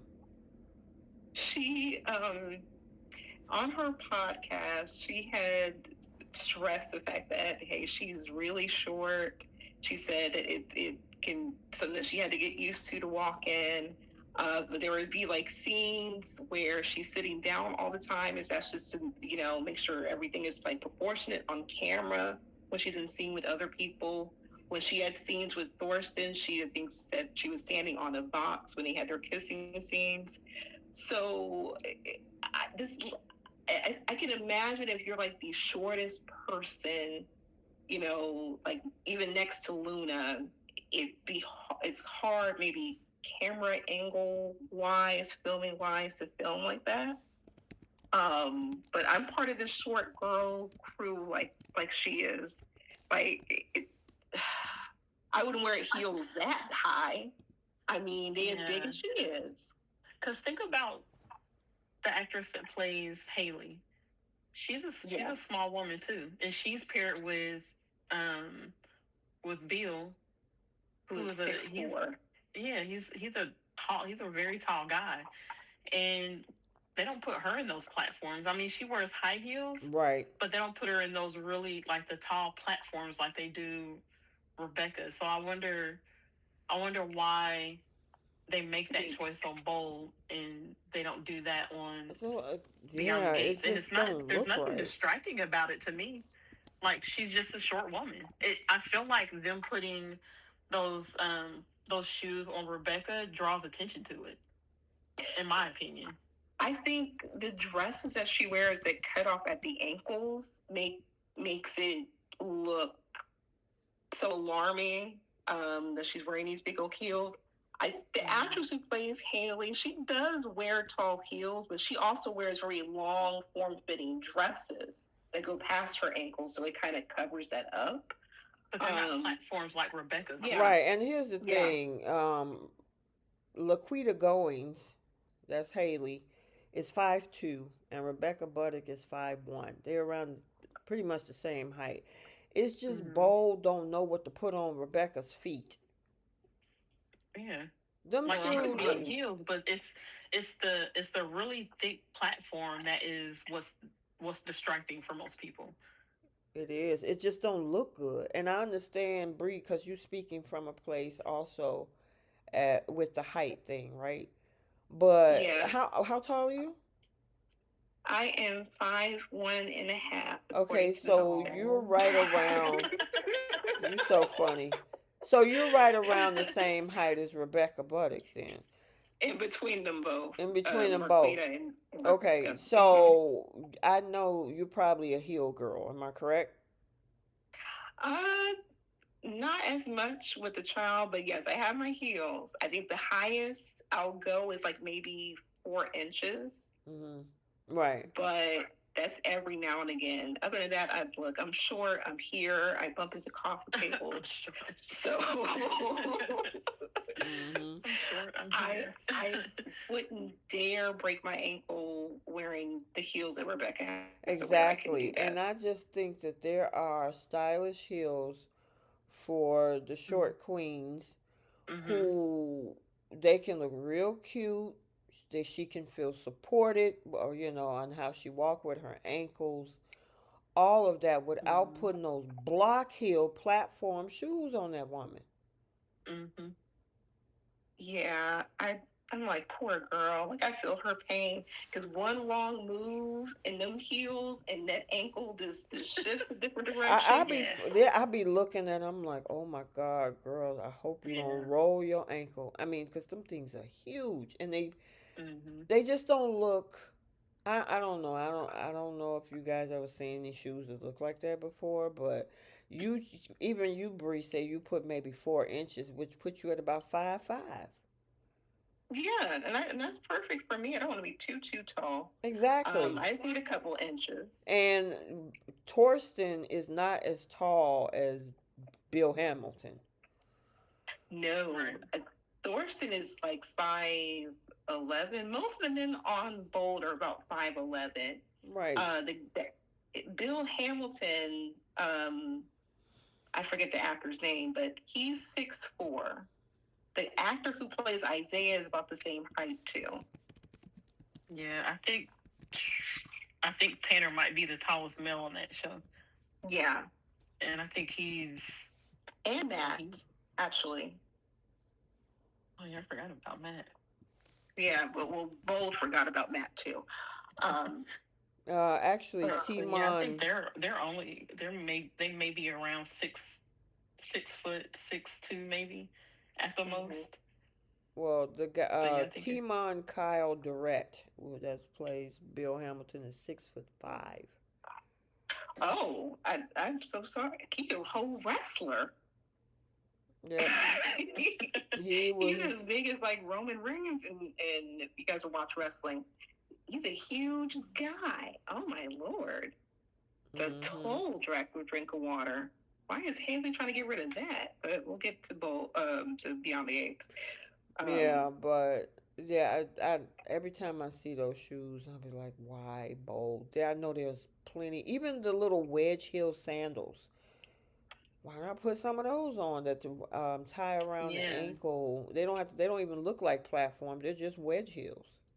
yeah, I think that's why they have her sitting down a whole lot.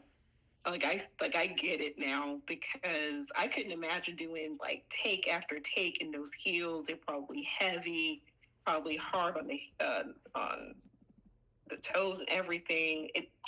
I couldn't do it.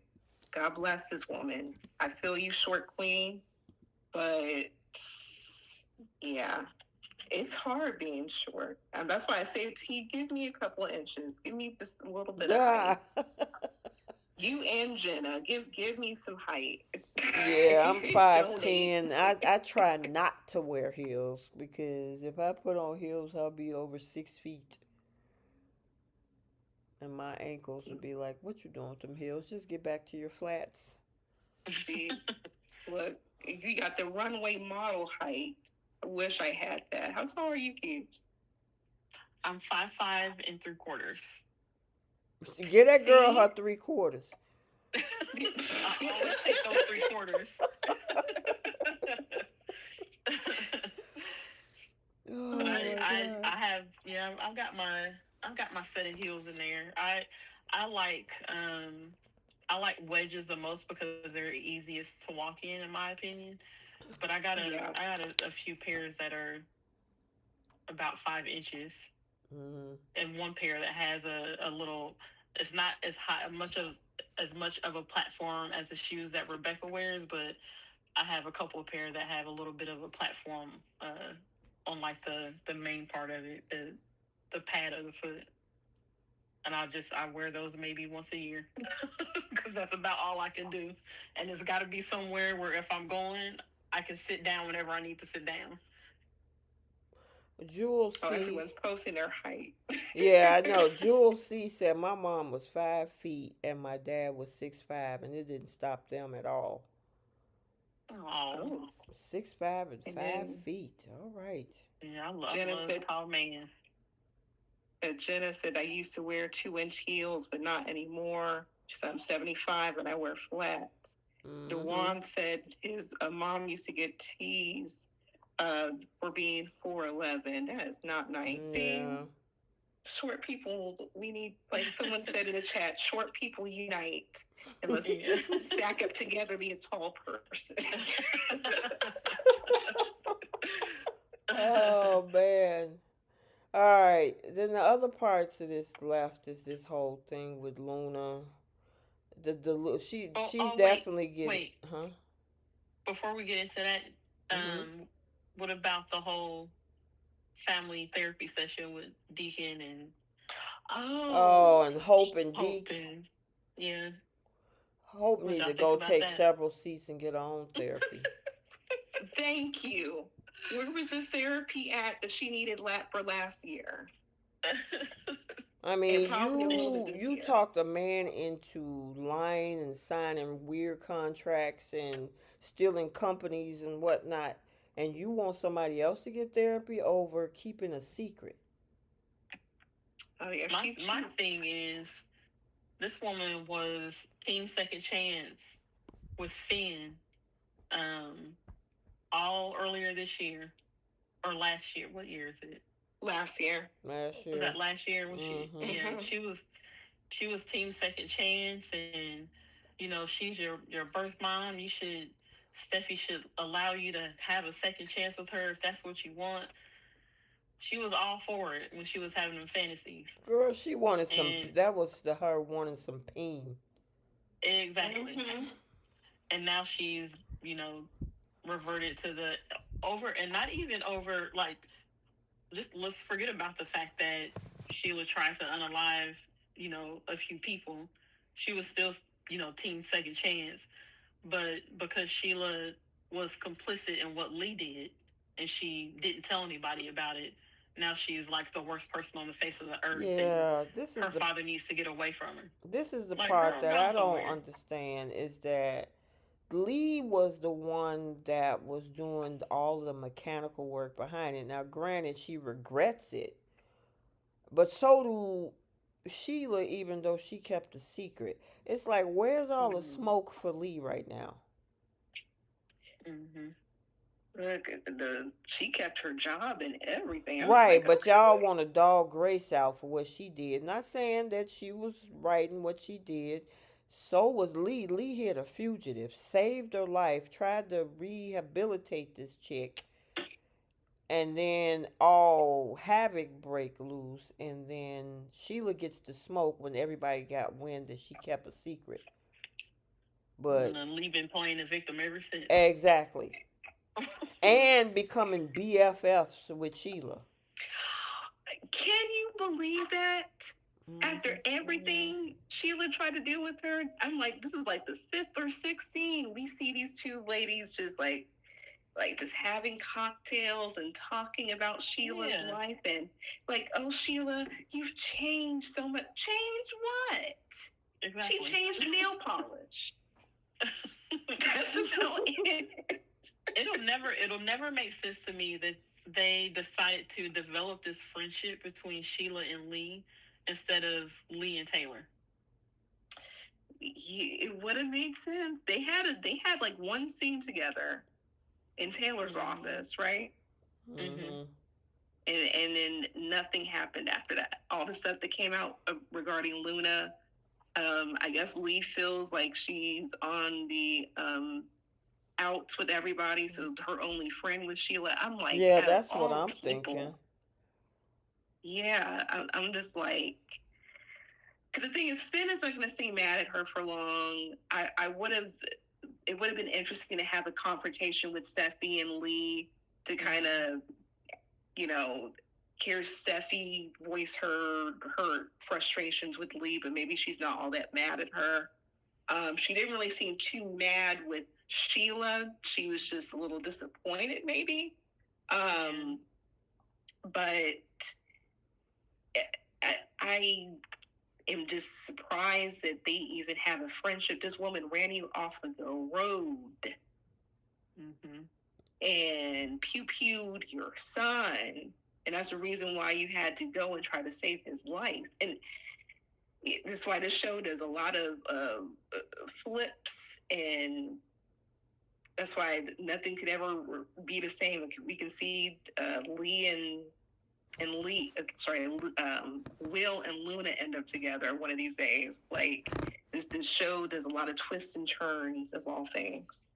Mm-hmm. Yeah. And you're a tall boy. Sorry, David Hall said he's 6'4". I was like, oh, okay, you could be a wrestler too, sir. Hmm. Yeah, I got a lot of tall people in my family. My brother's 6'5". A couple of my cousins are 6'7". Were your Uh, parents super tall? that's the thing. I think it came from my mom's side. I mean, my dad was 5'11", and my mom is like Mm-hmm. 5'7". But That's the tall. kids are tall. Me and my sister is 5'10".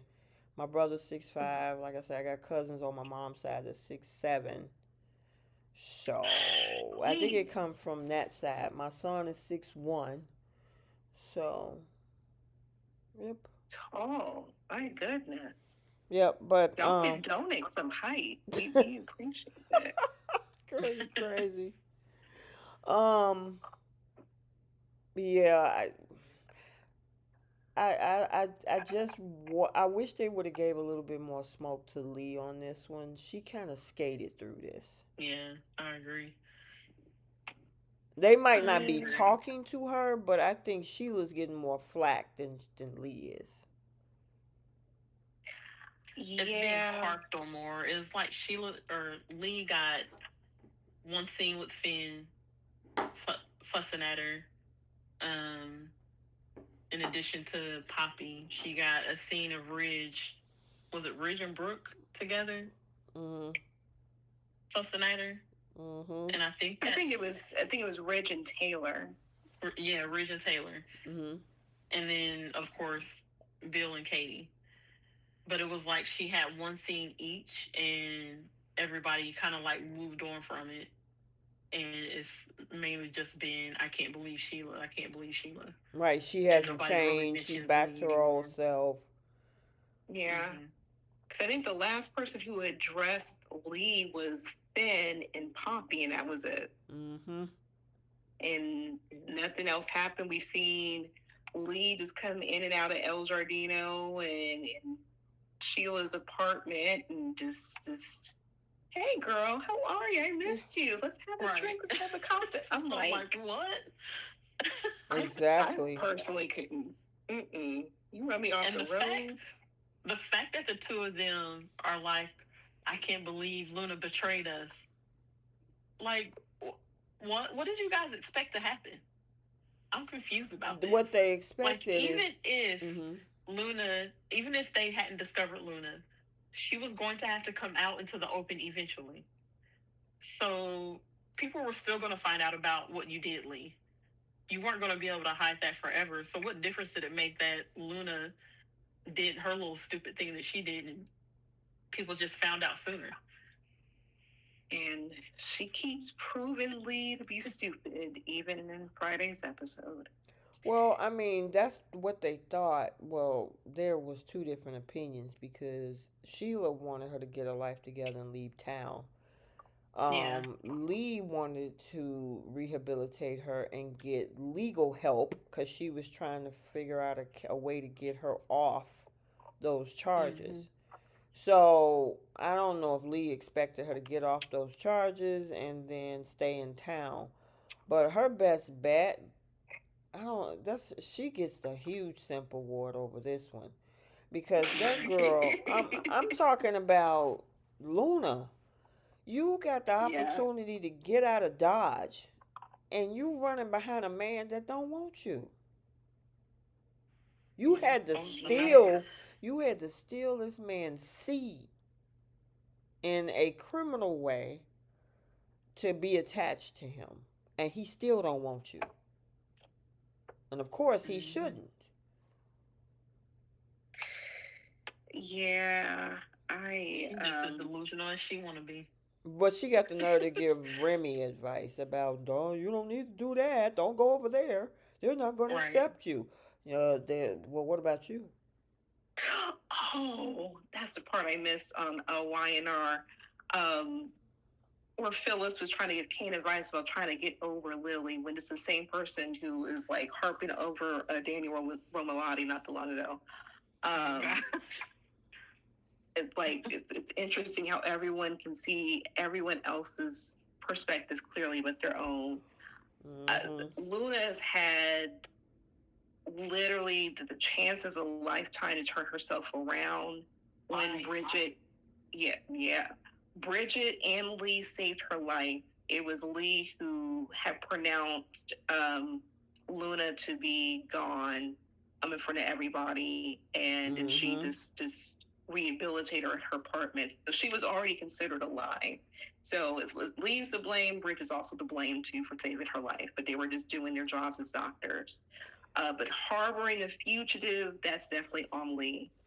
But your grandmother risked her medical license, her own freedom, actually, because that's a crime, to Mm-hmm. help out her niece slash granddaughter, which is so nasty.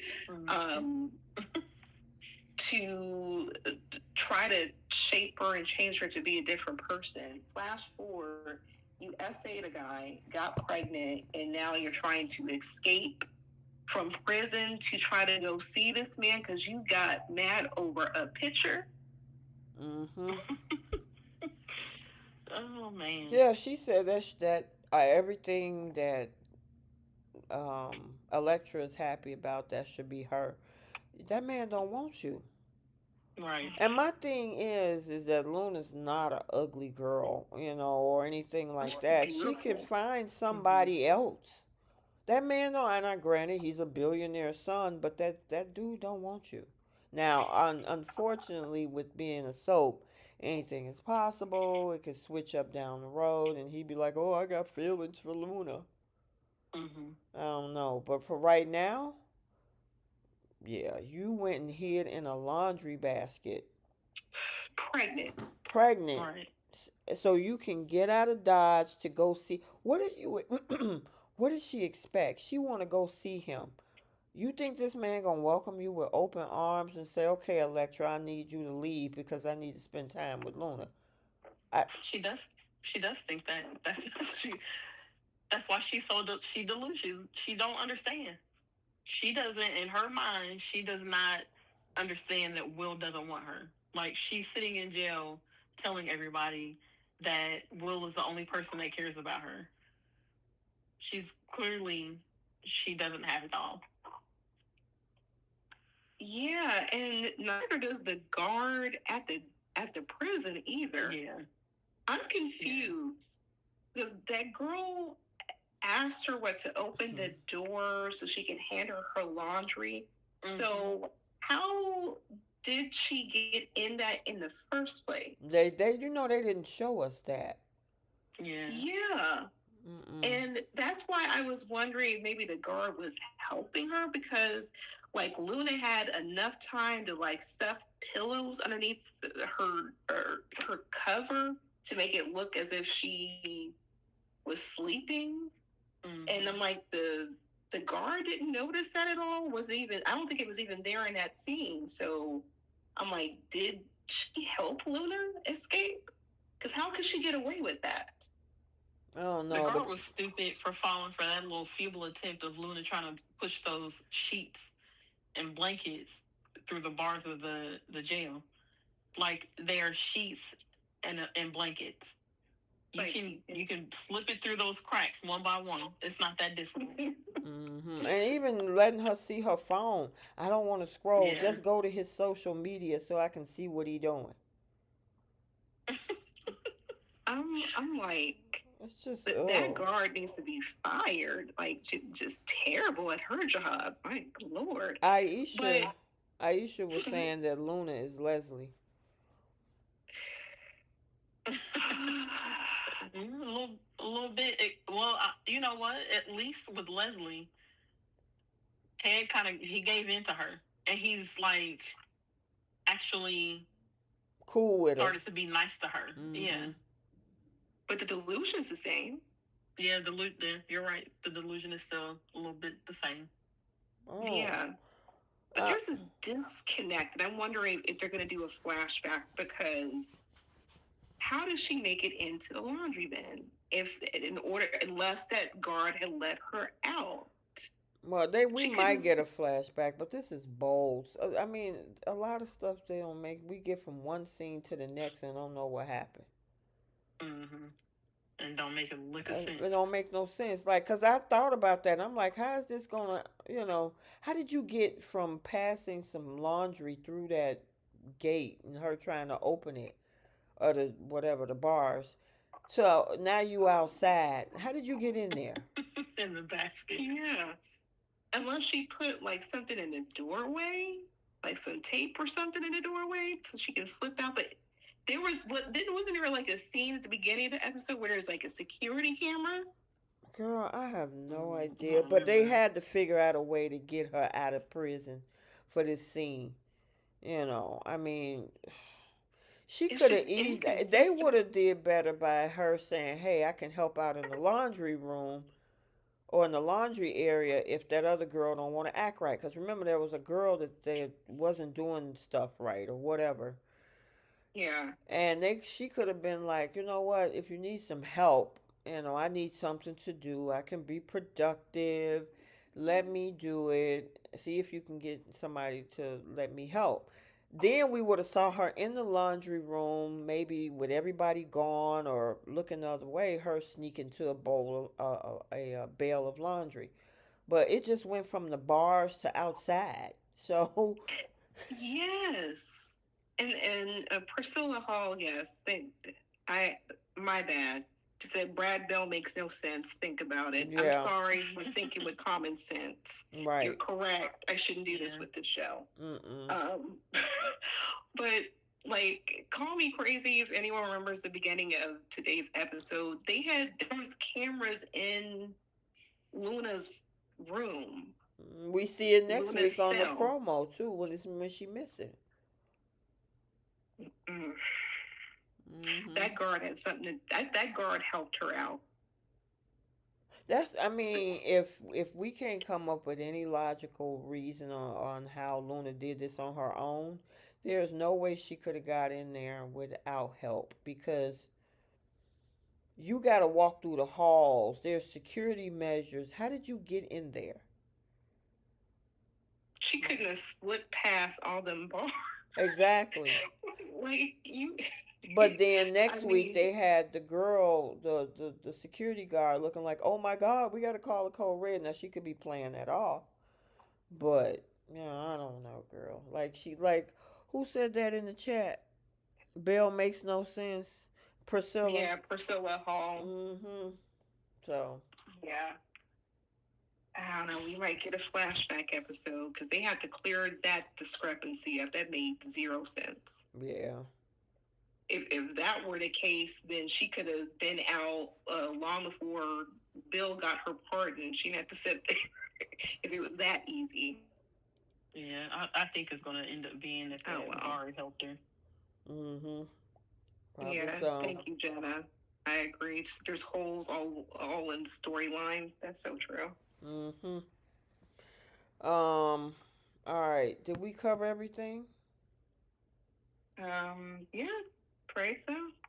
Okay. Alrighty then. Let us move on to Beyond the Gates. So this was a big topic amongst us in the group chat with regards to Eva and Kat and her dad. And I know, Keish, you had a lot to say.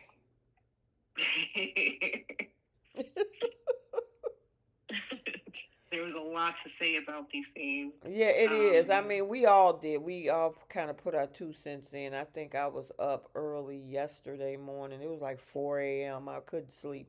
I was like, let me listen to all of the messages. And so I was able. Oh my goodness. Eva has a lot of audacity Hmm. for someone who says they want to be seen as a good girl, as a heroine, as you know, wants to be viewed completely different from her mother, but yet you popping up at people's houses like your mother, and you're using the B word twice. And the issue is Ted. Like, there was no, me personally, I don't feel like there was any reason for her to approach Kat, because all it does is just fuel the fire.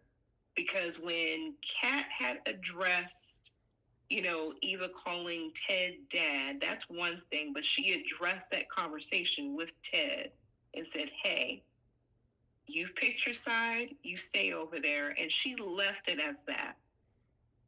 Nobody was stopping her from, like Tomas was saying, like, oh, she's defending her right to see her dad. Nobody is stopping Eva from spending time with Ted and vice versa. There's nothing stopping them. Kat can't do anything to stop that. She can voice how she feels, but everything really falls on Ted at the end of the day. So it was unnecessary to call her a B, and also trying to make little comments, little threads. And the thing is, Eva and Kat give as each other gives.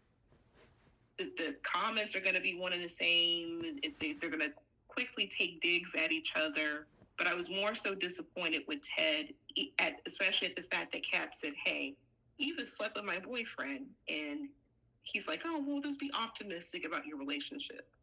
What? Seriously? He's just, if he calls himself trying to make things work with Kat or all of his children and keep them on the same all on the same accord, it's not working. And you can make up for lost time with Eva, that's one thing, but don't neglect trying to make things work with your daughter, because this is the most of we've seen him trying to fix things and work things out with Kat ever since Eva came into the picture. Yep. So that's my 2 cents with that. I think that's the one and only scene they've had where, or not scene, but episode where it was just Kat and Ted for an entire episode, except for like maybe the last, I don't know, 10 minutes. Any other time, it's been like, quick, like one scene moments with the two of them. And the conversations aren't really that in depth. So this was the first time that we've had that with the two of them, which is ridiculous considering all of this came out, back in May? Yeah, for May sweeps. Sure did. And before this week, I can't even remember the last time Ted and Kat had scenes together. The scenes that we've seen those two in, is either she's catching him and Leslie, or Leslie coming out of his room, or she has to point out something that Nicole had said and try to tell him to get it together. But he's never had like a sit down conversation with his daughter. Like, we'll see him and Eva at the country club, at Orphe Jean's, having discussions, talking, getting to know each other. He's completely neglected both of his kids. Like, he didn't even know who June was. Right. And that's the grandchildren's mother. And it shows how been around for how long. Exactly. But that stuff came out a few months ago. Mm-hmm. And even the cousins and all these other people, the aunts, the Duprees have welcomed June in. Ted was the last one. So it shows that he's not really even in Martin's life like that. The most that we've seen him with Martin was this wedding stuff. Yeah. When Smitty and Martin renewed their vows. And then that was pretty much it. Yeah. But with Kat, it's always her catching him in something. Or she's trying to tell him to get his stuff together, try to make things work with their mother. Like, right. In regards to her feelings about the stuff that came out with Eva and how she's been treated and being dismissed by both of her parents, because she has, this was the only scene that we've ever seen a full episode where it's just those two. Yep. And it was a good scene. Yeah. I thought they both did great. They both, especially Colby, in the very end when she's like, "Look, you want her in your life, you want to forgive her, but I can't do that." And she has every right to feel that way. But I thought it was very sweet how they hugged each other and told each other that they loved each other. And that was kind of how they ended that scene. So I thought that was a good scene between them. Even though it was frustrating because it's literally like Kat is talking to a brick wall and she talks to Ted about Eva. Yeah. It's like deflection. Like, she listed off the whole, I'm sorry. Oh, no, go ahead. I was going to say, like, she listed off everything that Eva has done and received no repercussions for. And the fact that even after she brought up Eva sleeping with her boyfriend, what that did to her, and why there's no point of return of having a relationship with Eva. He's like, I'm just going to err on the side of optimism that you guys are going to love each other and get along together. He heard nothing, Right. as far as I'm concerned. And Nothing. it's coming from I feel like a place of selfishness, because for him it'll just be easy if her and Eva get along. And it's like, that's because you want it to be easy on you. You're not thinking about how Kat feels in this. And the whole, like, he keeps doing things to try to force them together, like having making Kat, train her on that job, bringing bringing Eva to that concert, which, fine, you want her to go to the concert, cool. But why would you get her tickets sitting in the same section as Kat and her family? That is not Eva's family. That is your ex-wife's family.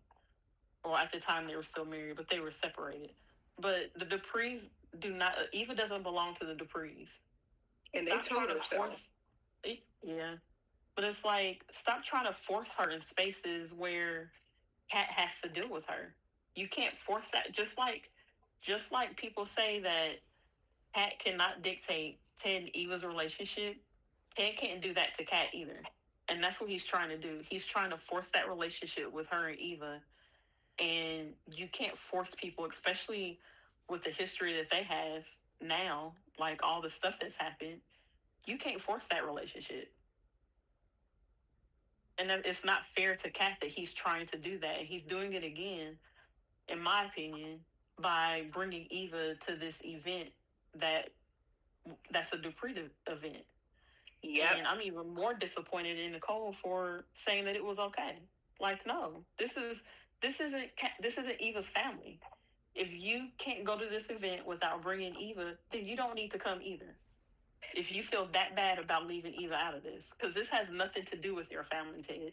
This isn't a Richardson thing that you're putting on. This is what my family is putting on. I am your ex-wife. Well, you talking about the Stop. Winterfest Yeah, which I Yeah. know now that's tribute it's to going to Barbara? happen. Yes, Yeah. but Mm-hmm. a woman that they don't know. And to me, it doesn't matter that it's a tribute to her biological mother. This is still something that I'm putting on. You and I don't have a good relationship, and you don't have a good relationship with Kat. So I'm not going to disrupt this evening, this event, this tradition, because it's something that the Duprees have done for years, apparently, and bring my daughter, who I know that they just had a big blow up fight. I know about you sleeping with her boyfriend. I'm not going to bring you in this space when it's not needed. And Eva didn't seem to care nothing about that event either, because she heard about it. She knew what it was. And when they were talking about it at the table, she didn't seem to be like, oh man, I wish I could go to this. This is about my biological grandmother. So uh, it just floors me that Ted and Nicole was even like, well, wait a minute, do you think that's a good idea? And he was like, well, what do you mean? What do you mean? What does she mean? Like, you cannot be this dumb about this situation. And this is where he and Leslie are kind of one and the same. They love to force an issue. And like, I understand that if he wants to bring his daughter, fine. To be honest, I don't think Ted should have went to the event. But if he's spending money, if he's donating, trying to do for a good cause, that's fine. But much to your point, why are you trying to force basically another issue amongst your daughters? And I don't really see his logic. Well, he hasn't had much logic thus far, especially after sleeping with Leslie again. But this is how he's going to move. He's going to have to just take it on the chin that this is the position that he put his children in. Yeah. It's one thing not knowing you had a kid.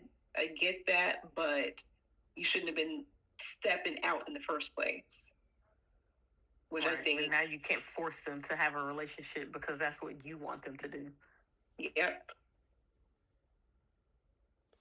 It's just, I don't know. He, just like Tomas is the problem between Eva and Kat, Ted is also oh, the problem between Eva and Kat. I cussed him out at my TV screen Oh when my he said, gosh. when he said, oh, you, the way that you talk to Eva, like, really makes me upset, and it Yeah. really affects our relationship. What?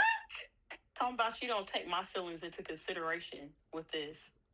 Excuse you? Yeah, well, that don't phase me one iota because she's decided to sign up with that after she found out she slept with him. This is what you chose to stick around for. That is Oh true. no, I don't disagree with that. No, I Kat is an idiot mean, for taking him this back. man, you walked in where he was completely just finished with your half sister. And instead of saying, you know what, you can have her, I'm done with you, I'm gonna leave you alone, you cheated on me, you decided that you wanted to be the winner of silly games and decided to stay with him. And then he turned around and say Mm-hmm. something like that. Well, you signed up for it. And he's the stupid prize at the end. Yeah, and I'm like, that's why I don't even understand what was the point of that whole situation because it didn't change. It didn't change anybody's behavior. It didn't change Tomas's behavior because he went right back to defending that girl. Um, Mm-hmm. didn't change Kat's behavior because she still, tried to throw her hat in the ring even after Tomas said that he wanted to make things work with Eva or with Kat. And it's just like, so what was the point of them? What was the point of him cheating? Because I thought this was going to be the thing that finally put him and Eva together. Yeah, look But like she moving it's, on to Isaiah. And Isaiah's yeah, definitely interested in her. yeah, it's yeah, like, so you guys basically had Kat's boyfriend sleep with Eva to make her look stupid. Is what it is because she looks stupid well, her mother for made her taking look him back. stupid for the longest now. Um, but the entitlement was just hilarious because we talked about it, Keith, how Tomas comes to Uptown, and she thinks like, "Oh, you didn't have to Oh follow yeah, me. Like, I'm okay. I'm so glad you had to make sure I was okay." He's like, "No, I had a meeting." right. Oh, and then But wait. Oh, sorry. I was gonna say, well, she's so used to Tomas always checking up on Chase. her and catering to her and defending her that I mean that's just the behavior she's used to from him. So I'm not really that surprised that she assumed that he was there for her. And then the little interaction with Tomas and Isaiah, she's like, "Oh, awkward. Like, this is not gonna be a problem for you guys. What do you?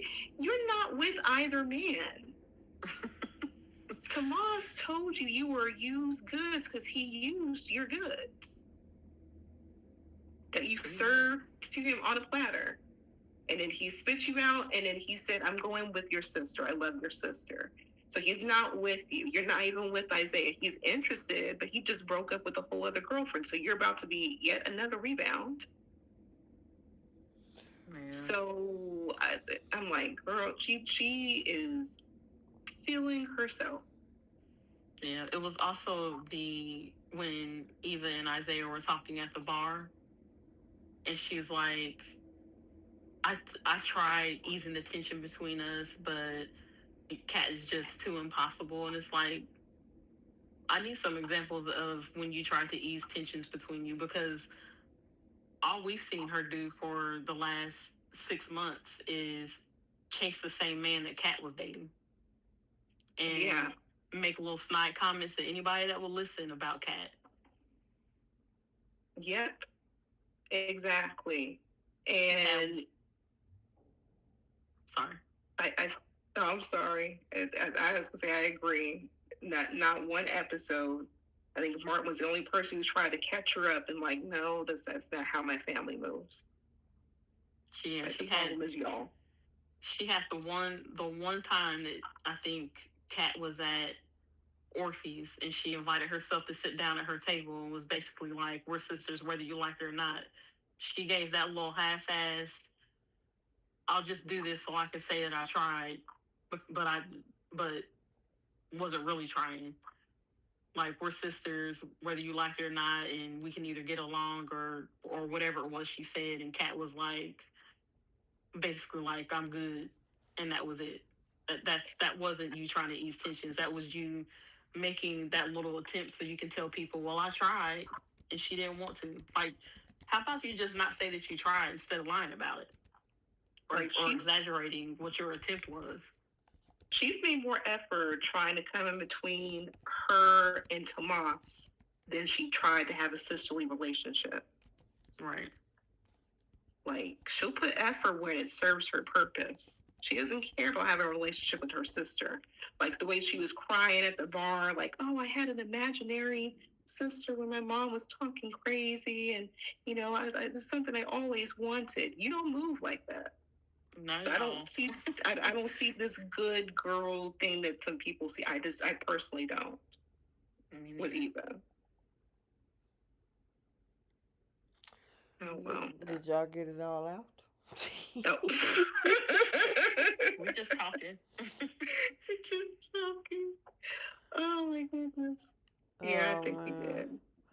I mean, I kind of, I had mixed reviews about all three of them. I think there's enough accountability to go around. Um, and in regards to the working things out, they have been subtly sneaking little breadcrumbs in. Um, you know, right after all that stuff happened in May, there was a little bit of something where Eva was looking for a second chance with them.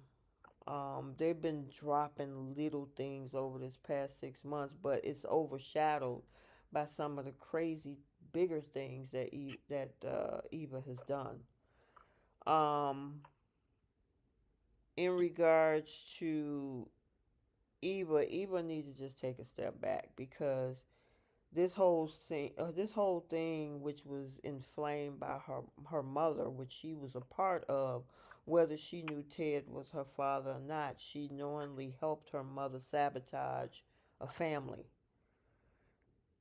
And Yep. now that you know that this your father, now you're trying to play nice, but you should have never sabotaged anybody's family just because your mama was mad. It just wasn't the Yeah. right thing to do. Period. As for Ted, it's just crazy that production hasn't really put him in a lot of scenes with Cat and Martin. We've Yeah. seen him in more scenes with Eva, and I understand, him wanting to step up and be the father that she never had in the past 30 years of her life or whatever. But at the same time, if you're trying to bridge a gap, you can't bridge a gap by isolating yourself on the other side of that bridge. Yeah. So, He.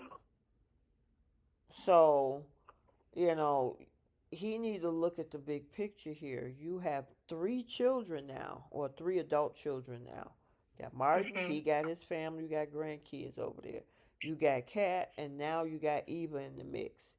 This is a very tough situation because you decided to step outside your marriage, and a child came out of this, even though you didn't know you had one. But it was made because you decided to step outside your marriage. And now you got to deal Mm-hmm. with the fallout. Your marriage is ruined. Your family is decimated. Your daughter's pissed. Martin has been pretty much focused on his own stuff. And so, at this point, um, Ted has to look at this and say, okay, you know what? I'm the catalyst in all of this. I mean, yes, I want to spend time and get to know my other kid that I never knew I had, but that doesn't mean creating alienation with my other two. Mm-hmm. Yeah. So that's where he needs. And as for Kat, I understand her feelings because this woman came into town along with her mother and destroyed their family. She was suspecting Eva from day one when she was working for her mother and snooping through things and catching her and getting bad vibes. Nobody listened to her. It blew up in everybody's face, and we here we are. And I get why she's mad. This is just all new. At the same time, there's certain things that I don't agree with, which she uses when it comes to, and I kind of talked about this in the chat, but I won't use this term on my live. Mm-hmm. That you, it's one thing to react to something, but to look down your nose at somebody is another different thing. So you can be mad, but yeah, I mean, there's a a component that comes with that too, and I mean, don't compete with this girl. The only reason why you with Tomas is because you didn't want her to win. Do you really want this man? This man has cheated on you, defends your sister that caused all these problems, yet you still choose to stay with him because what? You think you won him, and Eva didn't get to him? Eva moving on to the next one, and she's running around town trying to keep Isaiah from her. It's like, girl, Eva gonna do what Eva gonna do. If she gonna crash and burn, she gonna crash and burn. You focus on your own Mm-hmm. life. So Yeah. I land my plane. Yes, you did. And it's safe. We are all safe. I wish that her mother could do the same because I'm so Leslie. Mm-hmm. Oh my goodness, that's what Ted has brought into everybody's world is Leslie, Mm-hmm. Yes. and this is why I'm surprised he's even invited to a Dupree event. Like, I'm like, poor Anita.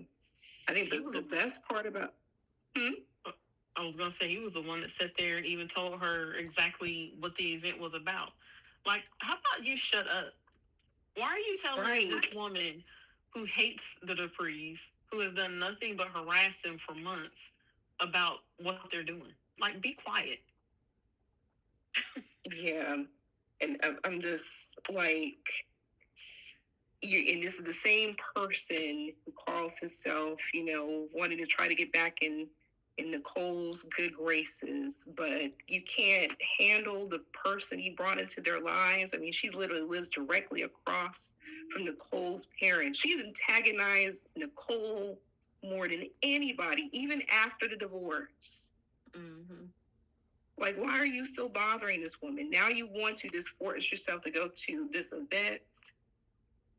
Like, seriously, the best part of this whole week that made me happy is Anita said she's not putting any more money into that trust fund. I was elated she said that. Yeah, but you see how Leslie reacted, kind of like Kane did. Like, so what? I'm good.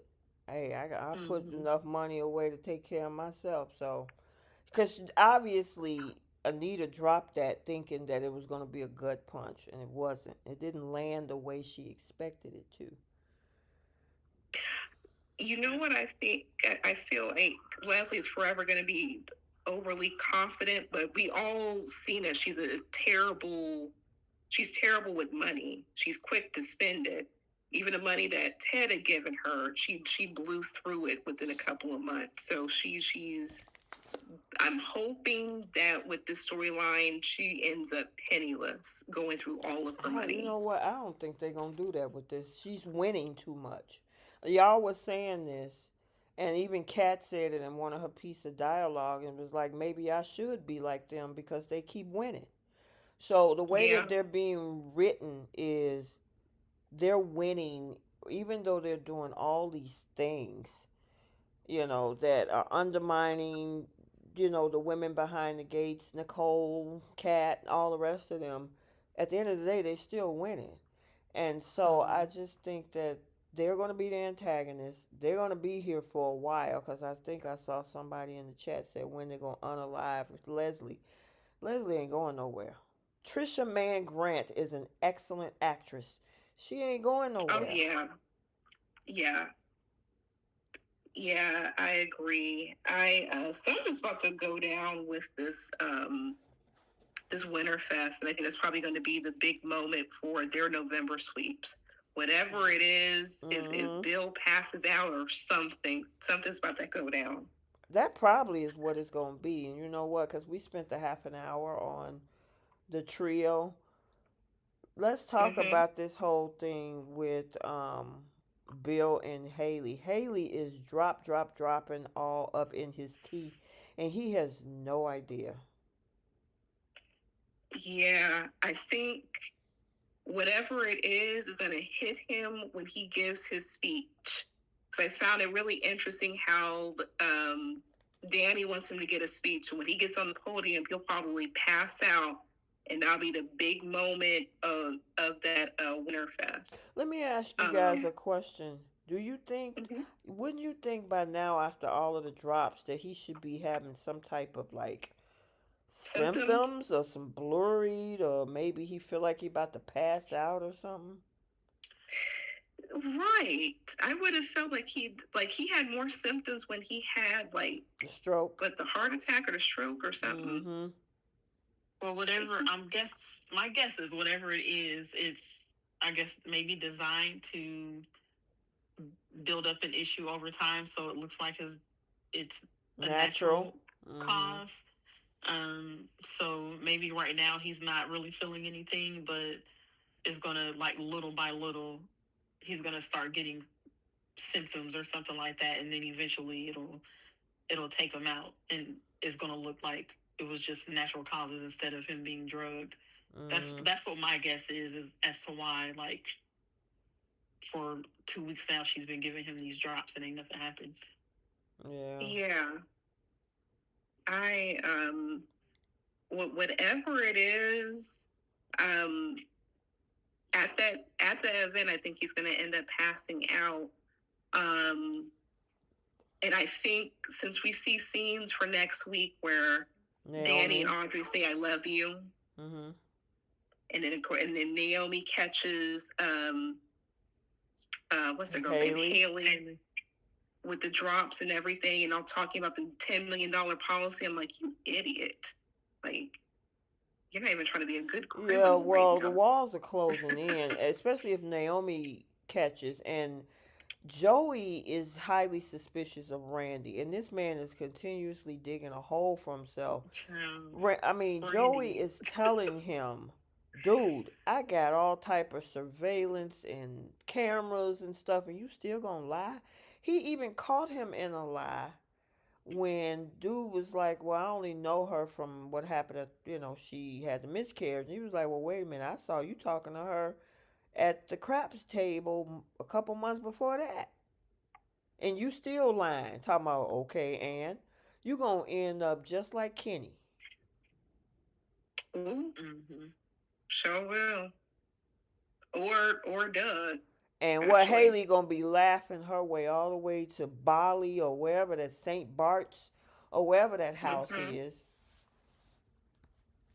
Yep. I um I feel like his days are numbered. Oh, absolutely. I don't know Yeah, he does too how. much stupid stuff. Yeah, to catch himself up. And Joey said, like, you tell one more lie, look, it's gonna be over. So I'm like, okay, so the clock is ticking. So whatever's gonna happen to Randy, like he was better off going to run away when Doug and Vanessa saved him and he had a chance. I don't know why he Mm-hmm. came back for Idiot. Haley. Because I don't think Haley really cares about him either. I mean, obviously they're Nope. cousins, but if she don't have to split that $10 million, she'd be more than happy not to. Oh, I agree. I highly agree. So whatever comes out, Mm. Oh man! Now, what do you think is going on with Vernon and Sharon? I still think that it's got something to do with him getting Winterfest. some voice lessons or something from him, That's what from people are her. I saying mean, in the chat, that they're writing a they're making song. it something like that. It's something, whatever it is, it's going to be presented at that Winterfest, because they're making it too obvious with the whole like the language that they're using to make it sound like they're doing Something something they else. shouldn't be doing. Mm-hmm. Yeah, they're being too obvious about that for him to actually be having an affair with her. It better be that, because I'm like, what is the cufflinks on Sharon's counter have to do with you singing? Look, he was rolling up his sleeves, getting to work with them voice lessons. Maybe he's getting hot. Mm-hmm. I There's Okay. don't no, know. there is no way. If if this show, if this show takes the route of another man cheating on another woman in that family, they need to have a meeting with their whoever their showrunners are, because it's getting ridiculous. Like, I get it, it's a soap, but we didn't had what, three or four cheating incidences now. What is it? Two, isn't it? I thought it was Ted and Bill. Ted, Bill, Ted, Bill, Tomas. Tomas. Oh yeah, Tom. Well, yeah. Okay. And that's. Yep. Mm-hmm.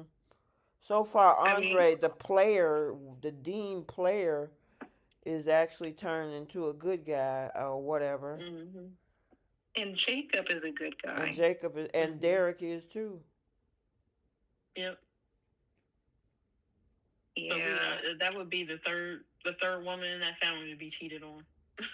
Like, Yep. we don't need another situation. Not with Vernon and Anita. I don't know. Mm-mm. Jacob needs a side chick, to be honest. The way his wife treats him. I'm sorry. Jacob Look. just needs to move on. You don't want another cheating man like Keith just said. Naomi 1,000% would be the cheater in that relationship. Oh yeah, It she. wouldn't be Jacob. Yeah.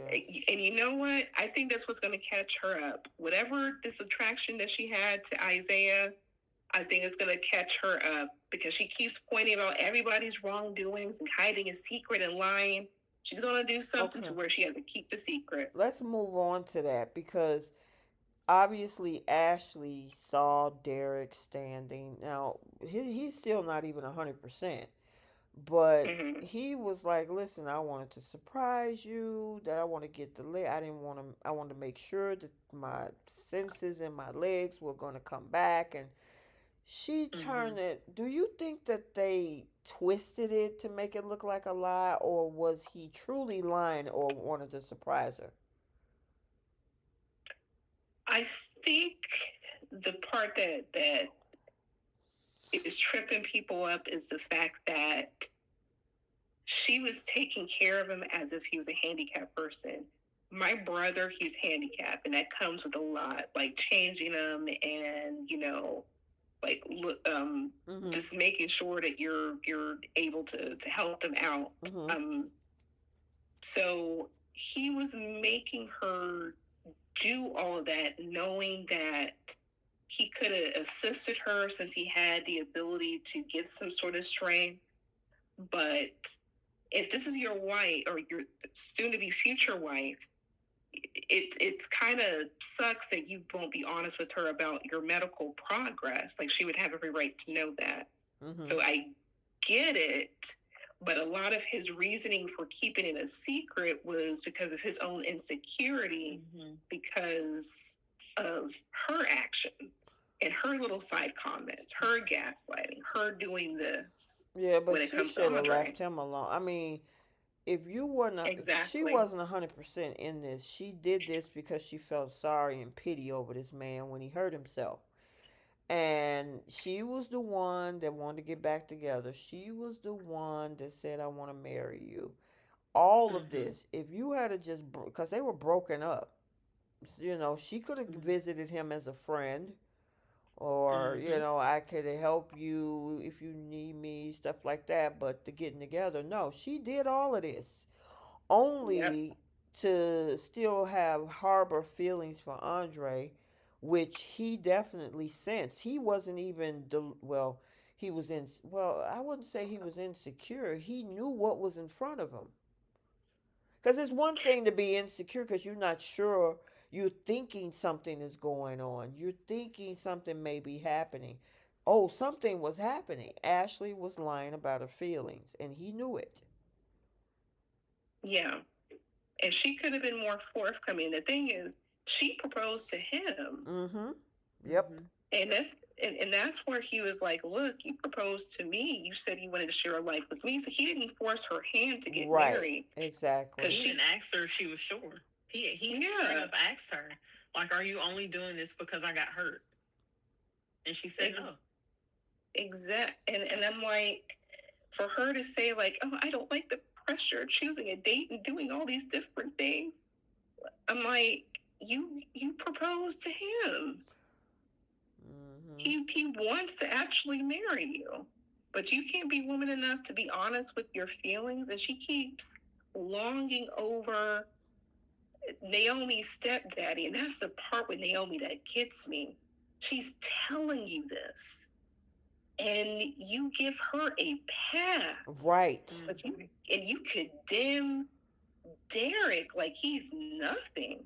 Yeah, and her husband. Her husband has Yeah, Jacob has been trying to tell Derek to tell Ashley this for weeks and even told Naomi. And she's just still like, mm-hmm, yeah, but you still kept it a secret. From who? You? It was his job to tell Ashley to do whatever. Exactly. That was their business. That's their business. You mad, but you're not saying all of this stuff about what you know with Ashley and her feelings about Andre. That's why she getting the Lily Exactly. Award. yep. Like just The audacity. I mean, I'm like, you giving this man and embarrassing him in front of other people at dinners and stuff Mm-hmm. like that because you mad. right. Like the thing with her daddy and Haley about the birth control thing. Yeah, you want to She's like, hide that well, too, huh? yeah. She's like, I don't want to get in the middle of that. I'm gonna let those two people work itself out. So it's okay when it's your daddy. Well, then she get mad at him in that moment because Jacob said something like that, well, maybe they should figure it out or something like that. Well, or maybe you should tell them. And she was like, Yeah. "Oh, now you want to tell the truth." What? I'm And like, I'm so glad that Jacob shot back at her with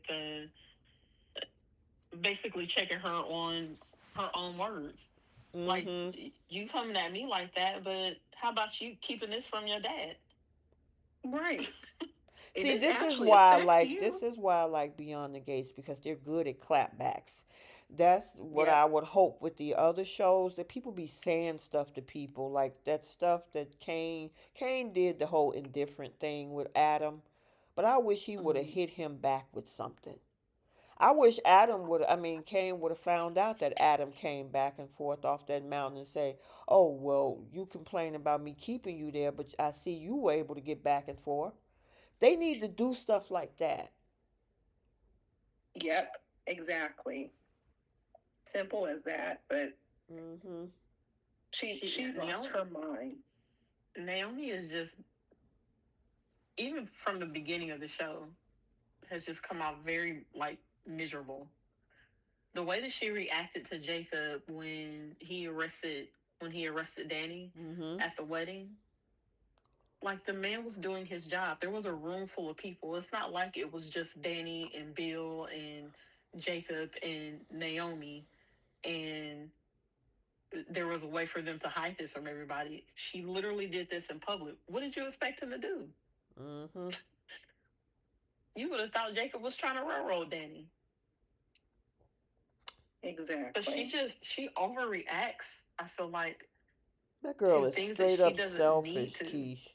She's selfish. Yeah, selfish is, that's a good word. She wants things the way she wants them because, like, I think I said it in the chat. Guarantee you, she never tells him about what Martin did. Mhm. Yep. She will That's never tell hiding him a about that. secret. Mhm. That's hide. She said there's no secrets in our marriage, but yeah, you're gonna keep that secret for your family. Look out for what you think is right. She has this need to be right all the time. Mm-hmm. And just a And that, nasty attitude, because the way she said that and then said, well, at least I don't keep secrets. Why would you say that in front of your father and his wife? Right. You just threw him under the bus. yeah, And it wasn't his secret, it was Derek's secret. Right. Exactly, Karen Neal. She acts just like Lily. Showed her. That's Yeah, why she sure gets do. the Lily Award. Yeah, but I'm happy for Derek. He got himself a new Okay, little. let's talk about that girl because I was mad at him. I'm like, why you trying to be like Carter? He needs some. He look. He needs a little love and a little affection. He had to deal with Ashley this But whole what I'm time. saying is, Bree, is that why would you want somebody who is doing all of this? That girl clearly don't want you. You got a woman sitting right here in front of you that's saying, "Hey, we can do some great things together. I've been checking you out, watching you. Let's do this thing." She made her intention known. She wants to Hmm. be with you, and then you talking about, "Well, I still got to figure out things with Ashley." Ashley don't want you.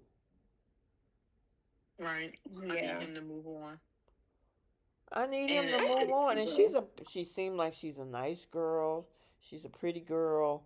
She's like Team Derek, no issues, no Andre, no nothing. You want to chase after somebody that don't want you. now Yeah, I didn't really, I understood why he turned that girl down in that moment. I mean, they had literally just broken up, and he's not like Ashley. He actually is in love with her and had real feelings for her, wanted to be with her. Whereas Ashley, the same day, went chasing Andre, who's married. So I get his response to that girl, coming on to him. Like, yeah, of course I'm still in love with her. This was just we just broke up yesterday. I just want him to I just want him to pull himself out of that, Ashley was the greatest person on earth.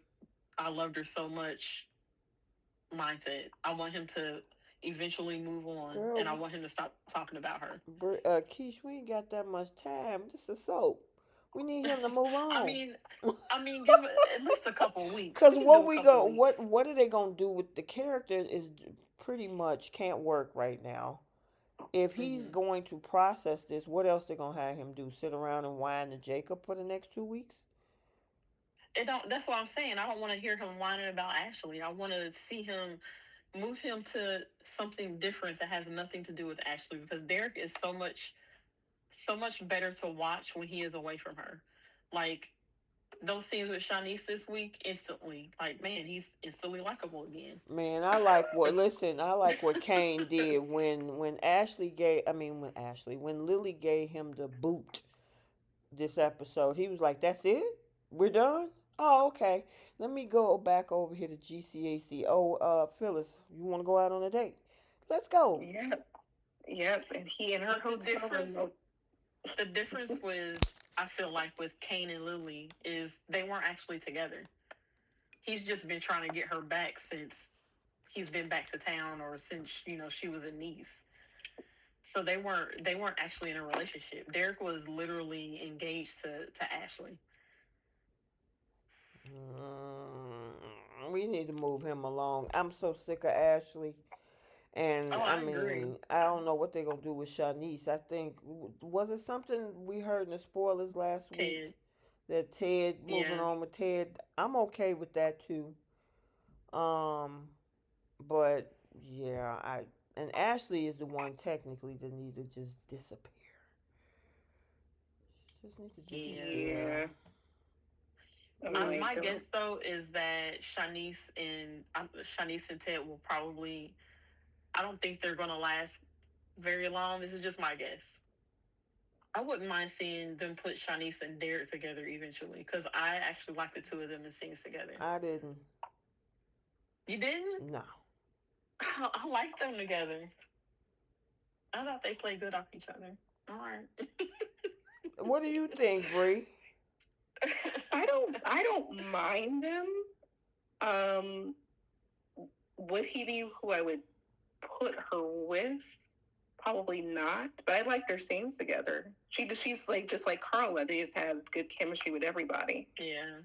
Well, and the thing is, she ended, their little friends with benefits thing, whatever it was her and Derek were doing, because she knew that Derek was, still in love with Ashley.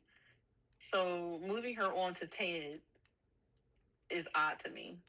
I mean, I'll enjoy it because it means that Leslie doesn't get Ted. But it's like you went from a guy who was engaged, or in love with his girlfriend to a man who's still in love with his ex-wife, and has another woman chasing after him. I So think that I don't know. with regards to what's her name? What's her? Oh Lord, not Naomi. What's that woman name? The mama. Danny, No, this Nicole, Nicole. Leslie. Oh, Nicole. Yeah, with Nicole, Leslie. I don't know. She tends. Nicole never have a comeback when it comes to Leslie. she doesn't. Yeah. Shanice will Yes. give her what she wants. Yes. Yep. I agree. And so I could see that, and that's probably why they're going that route because, yeah, she'll give her that smoke. Which apparently that's one of the spoilers next week. Is Okay. Shanice checking Leslie? Which was that's a good thing because Leslie is bulldozing and through everybody that's trying to Mm-hmm. tiptoe around her, and Shanice probably she'll give her that smoke, and I'll be here for that. And especially if Yes. she's going for Ted, Leslie's gonna have a problem with that. Leslie probably gonna try to go toe to toe with Shanice, and Shanice is but like bring it. Yep. That's the main reason why I am looking forward to Shanice and Ted hooking up. Yeah. But with regards to this young lady here, I think that girl that is more his speed. I mean, I just think that maybe Shanice might be a little bit too much for Derek. And I think this girl right here is more of his speed to me. Ashley is just lost in the sauce. So, I don't know. I feel like Yeah. Shanice kind of wakes up Derek's personality a little bit because she's so like quick on her feet and witty and has all those little, snappy comebacks and stuff like that. I don't know. The two of them are funny to me. Even if they don't put them together, dating wise, I think they're good. They have good friendship chemistry too, yeah, that's fine. because she Yeah, I can she see keeps it that. real with them. Yeah, she keeps up with him and stuff like that. I was so hoping. And who knows, they might circle back to Derek and this girl right here. So, because I Yeah, mean, she seems like I don't know her name. Anybody know who she is or what her name was on screen? I I forget what her forgot. name was. Oh, okay. I, I was like, she's a cute girl. I Yep. mean, she fits him. Yeah, Yep. I agree. Um, what do you think about this whole thing with Danny and Andre and him not want to take pictures and she decided not to do the Forrester photo shoot. They get all the way to the Boo. airport and then they decide not to do it only to go on their honeymoon. That sucks. yeah. 'Cause I'm like, bold is in desperation for storylines. That actually would have been Exactly. great for them. I was hoping Um, for the full crossover. yes. Yeah, and I don't Um, like that Danny.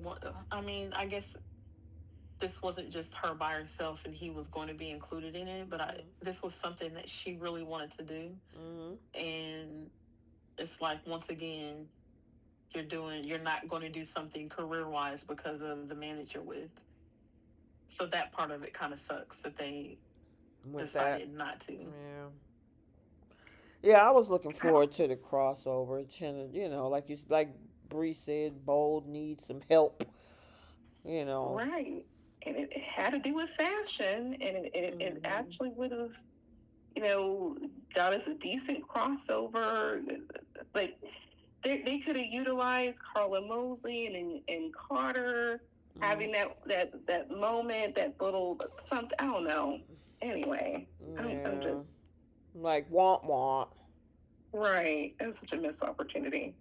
Yeah, Mm-hmm. and what was the point of even bringing it back up again? It was like they brought it up, Yeah, they dropped it because he didn't want to do it, and then they brought it back up again, and then they dropped it again. What was the point of that? I have no idea, girl. I have no idea why. Yeah, why did you go back and forth with that whole thing? Yeah, Yeah. it wasn't needed. Mm-mm. Mm-mm. Mm-mm. What else did we have? Joey said, "I love you." Yeah. Oh yeah. Mm-hmm. And the smile. Did you see that smile on Vanessa's face?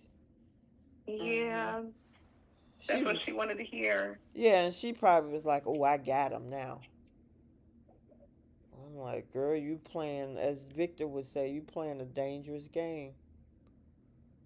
Yeah, I've lost. That's part of the show that I've lost interest in. I was interested in them when they first started hooking up, Mm-hmm. and then I don't. There after a while, it just became. I don't know what it was. There was something about the way that Joey was just. They just allowed him to antagonize Bill, not Bill, Doug, Mm-hmm. and they. It's like they let Joey little boy him all the time. They let Joey make a fool out of Doug in so many different ways. And I think that affected how I saw him and Vanessa. And then when they had Doug walk in on them making out, Vanessa didn't know, but Joey was looking him dead in his eye while Vanessa was doing whatever she was doing below the belt. Mm-hmm. Or it was just like, okay, I, I've had enough of the two of them. Like I can't anymore. And then to add insult to injury, he has him unalived. Like they let this man get away with all of this stuff, humiliating this man with his wife and just in general because of his gambling problem and his other issues, and then he's allowed to unalive him. So I don't know. That has completely turned me off of that couple. Mm-hmm. Well, she's a madam now, and Mm-hmm. Mm-hmm. making sure all the Which is right up escorts, her alley. which makes sure all Right. the escorts stay in line. She probably the expert. She probably ran through all of them. Yeah, that's Well, right up her wait a alley. minute, no, they all ran through her. Yeah, True. well, you're Very right. true. That's why she hand selects which clients get which escort. Just I'm like, good lord. It's I a Mm-hmm. think sorry, oh, you're good. You're good. I was gonna say I think whenever they cast an actress to play Deanna, her daughter, Mm-hmm. I think she's gonna come to town and give Vanessa hell. I hope so I feel like because she's gonna be hell on wheels. I didn't like how she treated her son. That boy wanted to step up and be there for his mama, but because you want to keep getting your back blown out by Joey, you want to get him out of there as quick as can be. You don't even want him Mm-hmm. staying at the house. Go back to school. Yeah, and I wasn't But you buying that line that she gave Nicole today about how, because Nicole's like, well, maybe if she's struggling that bad, maybe she needs to come home for a little bit and try to get herself together mentally and take a break from school. She's like, oh no, she doesn't need to do that. She needs to stay there and work through it. Like, you're not saying that because of the reason that she gave, which was she needs to learn how to work through tough things. You're saying that because you don't want any salt in your game. Right. She'll be a interruption and will be in the come between you and whatever quality time that you want to Yeah. spend with Mm-hmm. Joey.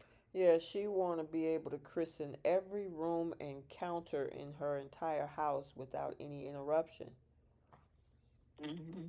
Cause she already didn't had Joey over at the house.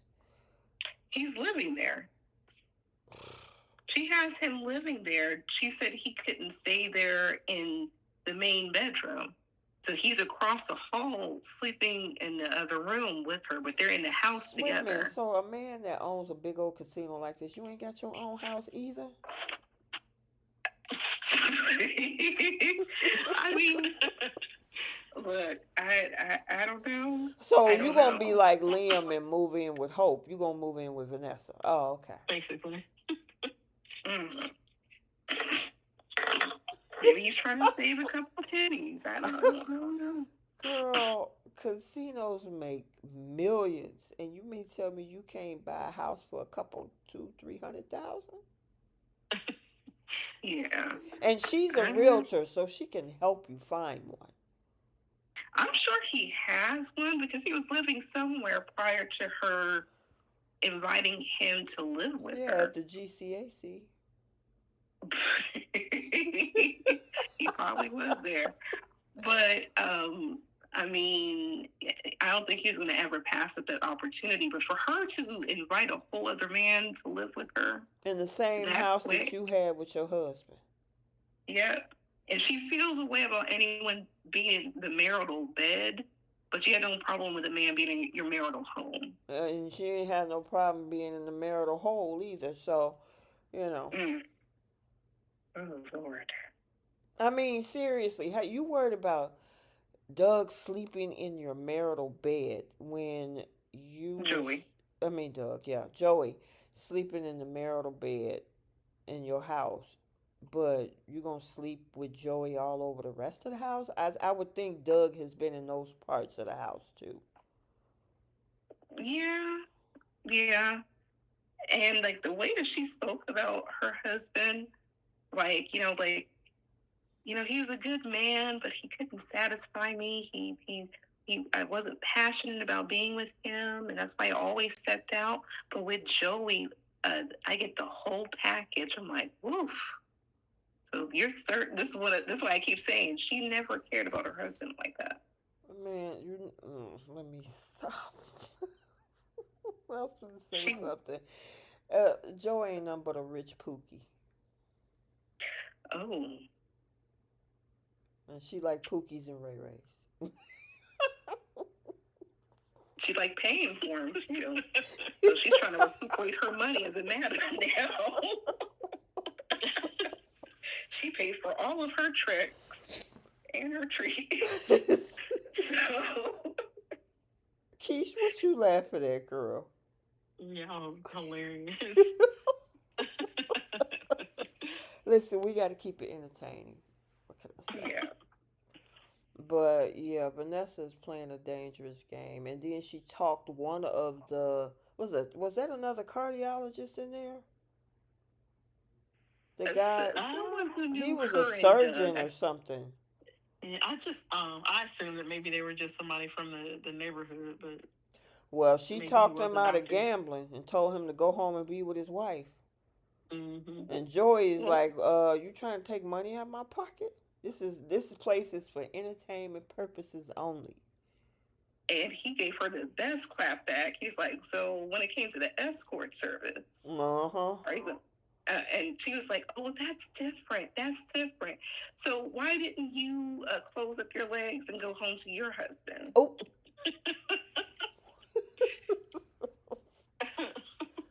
Oh my God, y'all crazy.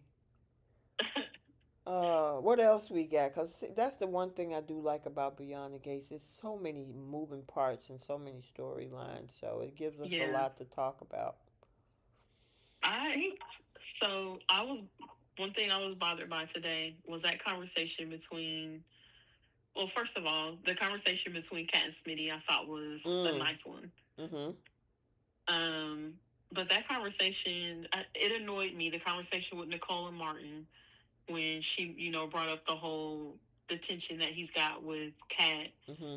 and that little conversation, and he was like, "Oh, It's nice to see that I'm still your favorite, or I'm still your golden child, or whatever it was he said." And he was like, "I can't wait to tell Kat."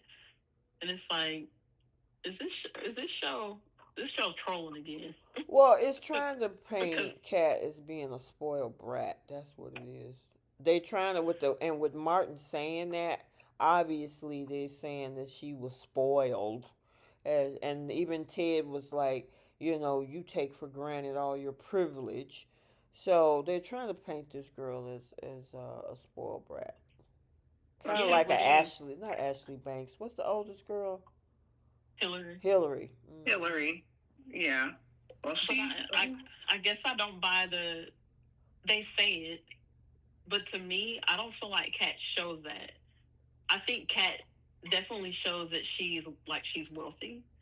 But the in that scene where Ted was like, "You," this is what bothered me about that is he constantly reminds everybody or reminds Kat that you know the things that Eva has done is because of the way that she was raised, because of her mom's influence, because of this, because of that, makes excuses for her time after time, and blames it on how she was raised and that she wasn't raised with money.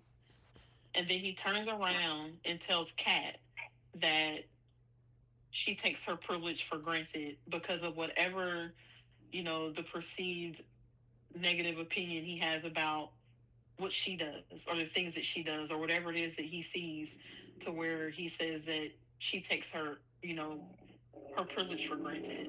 And it's like, you excuse one daughter for her horrible behavior and the things that she's done because of how she was raised, and then you turn around and you crap on the daughter that you raised, who was raised with money, because she was raised with money.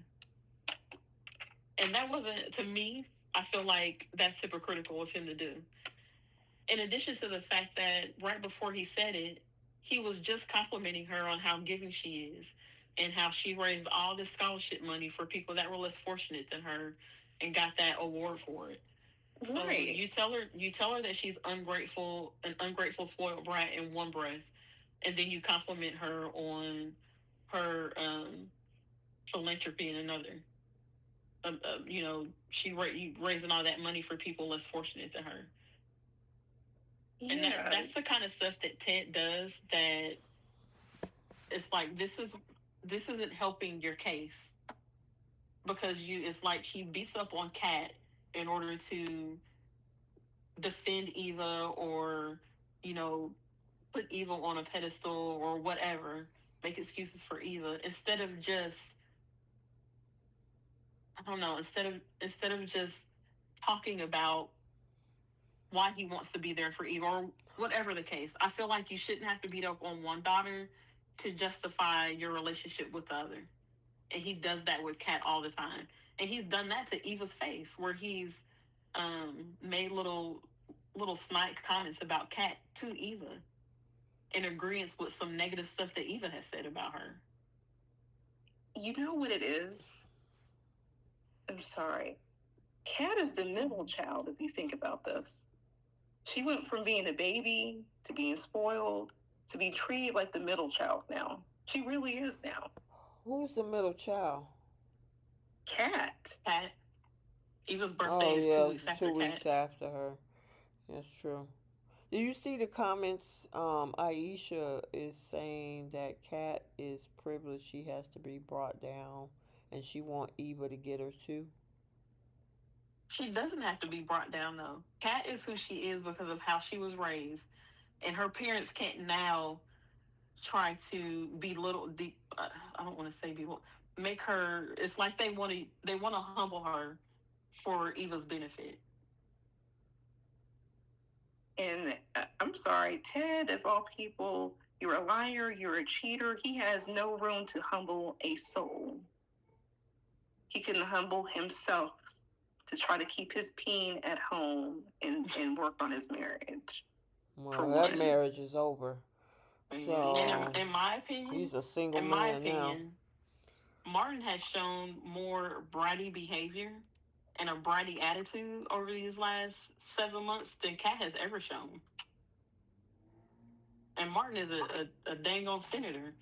And here he is having his little outbursts and temper tantrums and going off on people and blaming people for stuff that they shouldn't be blamed. Like, so the writers can miss me with the Kat is a brat narrative, because to me, she hasn't displayed that. Eva has come off more entitled than Kat has come off. Yeah. But I mean, we watched this girl be handed a job and then go back a couple of days later or a week later and tell Ted, "Well, I don't think this is right for me. I would rather be doing what I was doing for Nicole." Like, girl, you have no room to be nitpicky about a job that has been handed to you and placed in your lap after what you did. You're right, Keish.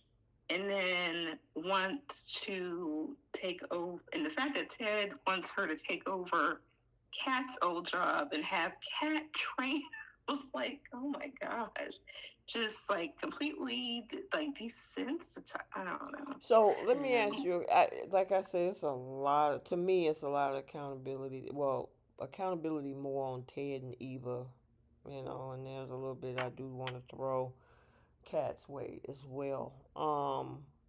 Because even I don't know, it's a weird dynamic. Both of these ladies are on here as an antagonist. Which is otherwise the show would be boring. Just like we really don't have an antagonist except for Luna on Bold. And who's the antagonist on Y&R right now? Mm. True. Audra and Phyllis, I guess. Yeah, but Audra is freaking out, and Phyllis is just being Phyllis been Phyllis for what 30 years. Yeah. Um, Mm-hmm. so it makes for a great contrast, which is why they're there.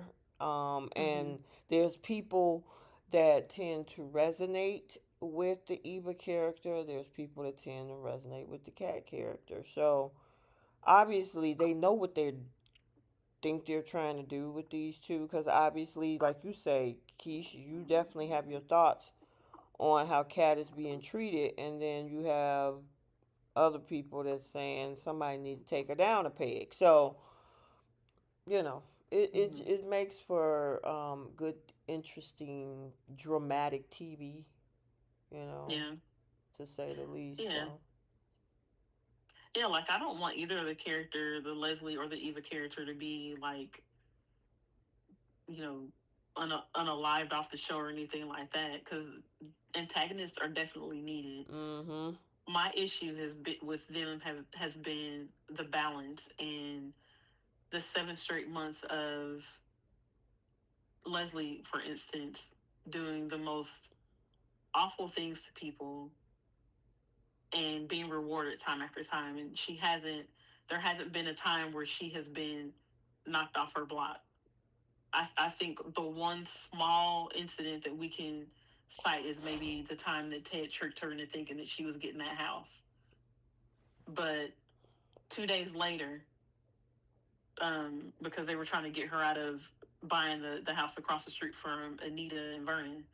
But like 2 days later, she got the house.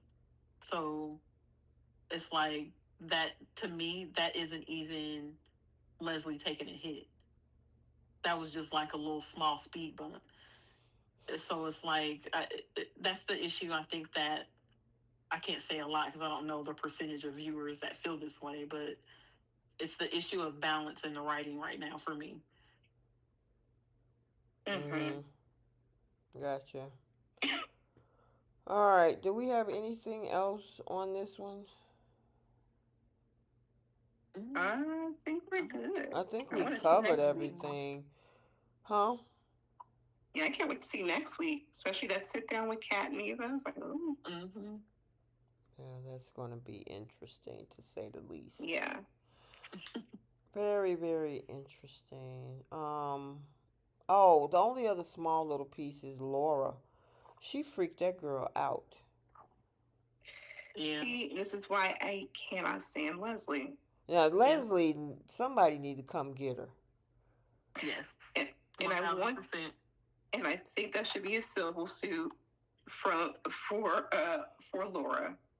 That Sue Because, would her be for that would be great that would because be we because know I Leslie ain't going to that girl jail. got We PTSD. I mean, between the accident and almost having cardiac arrest from high potassium put in her IV, and to see Leslie standing up there, which of mm-hmm. course we all know she did it, but there's no proof.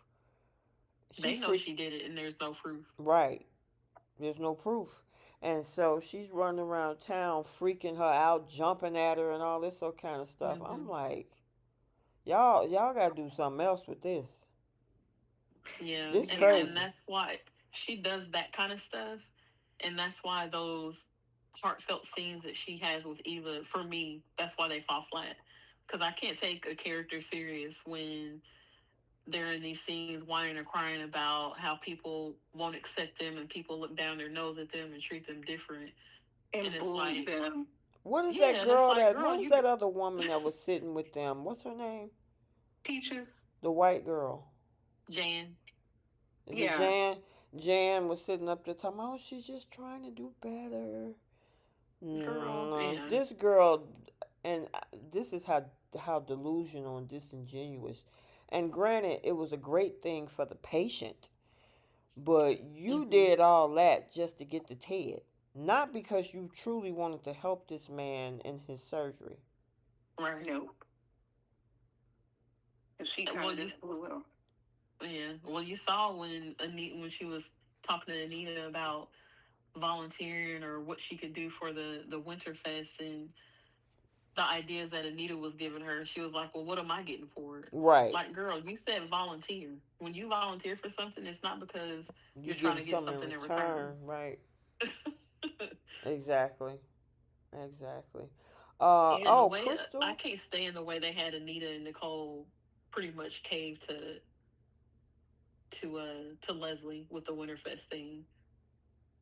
It's like, what power does this family actually have? That's what I'm I'm saying. confused. And They and cave to everything that Leslie wants. They cave to it. especially Nicole. I mean, they're just trying to take the high road, but they're just being a total idiot at the same Yeah, time. Yeah, she's trying to be indifferent in this situation. Like, you know what? The marriage is over. Whatever you choose to do, you do it. It had nothing to do with me. When she had that conversation with Ted, when yeah, she, Ted. But and this is then your with her family. mom, the thing is that because Barbara is plastered all over this Winterfest thing, and she's a sponsor. It's like, how you gonna explain that? Because they are a public family. And so with the PR that comes with that, it's like, hey, you got Barbara's daughter on the outside. She can't even come in, and you took her money. It's not a good That's look, why she, even though she's a terrible person. It's still on the PR side with a publicly known family like them to pull something like that. It's just not a good look. And and that's Nicole why Anita sees shouldn't that. have even taken her money. Say it again. That's why Anita shouldn't have taken her money, because it can be easily explained. This is why her daughter wasn't included, because she's been harassing my daughter for damn near a year now. But then all they got to say is that that's Ted's fault. They can say that if they want to, but Leslie is the one that is physically walking up in their house, Exactly. walking up in Nicole's house, and accosting Nicole every time she runs into her to harass her about something. The problem is they don't think on their feet as fast as Leslie do. Leslie will jump right in front of that if in fact Yes, she'll find out that they wouldn't take her money. She'll jump right in front of that and make a whole scene about how dare they wouldn't allow and let me sponsor my own mother. They want to use my mother's name but don't want me to sponsor anything toward it. So she's going to and get them whatever way. The girl is smart. that's why the family looks so weak. Yeah, well, Ted brought this monster into the family, so. Yeah. Yeah, it's just kind of like, if this family was supposed to be so powerful, then there should be times where they're able to win over Leslie, and they haven't done that at all That goes back yet. to, but what this goes back to is what I was saying in the group chat yesterday. There's this whole um, different level that some people gravitate to, and there are people that don't like that level just because. And so, yeah, you guys probably remember what I'm talking about. Mm-hmm. That's why Yeah, that's why we see what we see on other areas when it comes to this show. So Yeah. I don't know. I guess for me, it's just yeah, like, it's different for us. I We get, are more objective about it. You know what I mean? yeah. Hmm. I was just meaning writing wise. There needs to be times where Leslie doesn't actually win over them, Well, hopefully it'll all and there catch hasn't up been. with her. Who knows, girl? All right, let's Yeah. get to the. Hold on one second. Let me change that. Get to our final segments. Flip the script. Who's taking several seats? Star of the week. Pickle of the week. And Simple Olympics. And a Lily Award, too. All right, what y'all flipping on YNR? I don't have nothing. Yeah, Keisha, like, next. My flip, I actually wish the writers have Holden and Audra actually reveal what the real secret is. Yeah, they tap If dancing around it, ain't they? yeah, like let us know what it is and who the person is. I agree with that. My flip would just be to just her end this doggone Tessa and Daniel thing. Let's just come to an end. It's we're going in circles. What are we doing with these two? Is Mariah gone? Are they broken up? Are you gonna put Daniel and Tessa together? What are we doing? You can just move on. There's a rumor about the test that they want to put in the group chat. I'm curious to know what you guys think about it. Okay, yeah, don't forget to drop it. All right, what you flipping on bold? Storylines. All of them? Uh, Can we get some? Yeah, well, my flip is to tell us how Luna got into that laundry basket. Yep, exactly. I need a backstory, thank you. Go ahead, Keish. um, Mine would be having Steffi confront Lee instead of Sheila. Yep. You know what? I will say that Steffi did have a calm conversation with Sheila. Yeah. I'm guessing there must have been, and this must have been like an off-screen thing after the whole like that situation with Luna. I'm guessing they must have like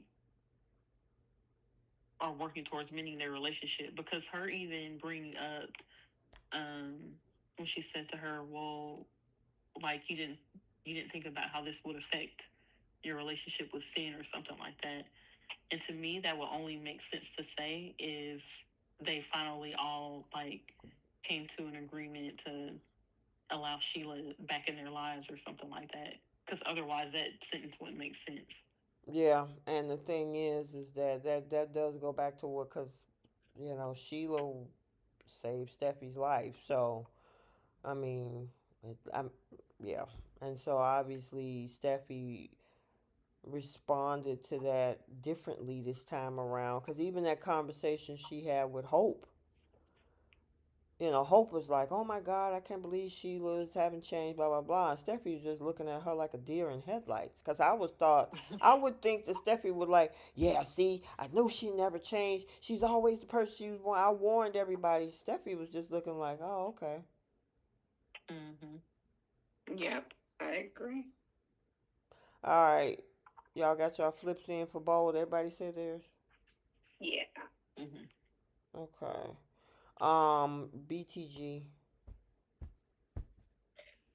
I actually wanted Ashley to catch Derek and that girl kissing on her couch. Oh, that would have been like, she would be like, "Oh my God, how long has this been going on? How dare you?" And I would have had Derek came back and say, "Yeah, just like you were coveting thoughts over Andre." Mm-hmm.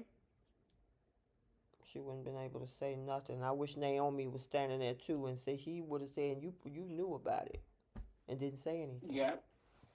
Mm-hmm. Yep. All right. Who taking seats on YNR? Oh, did you get your BTG in flip, Keish?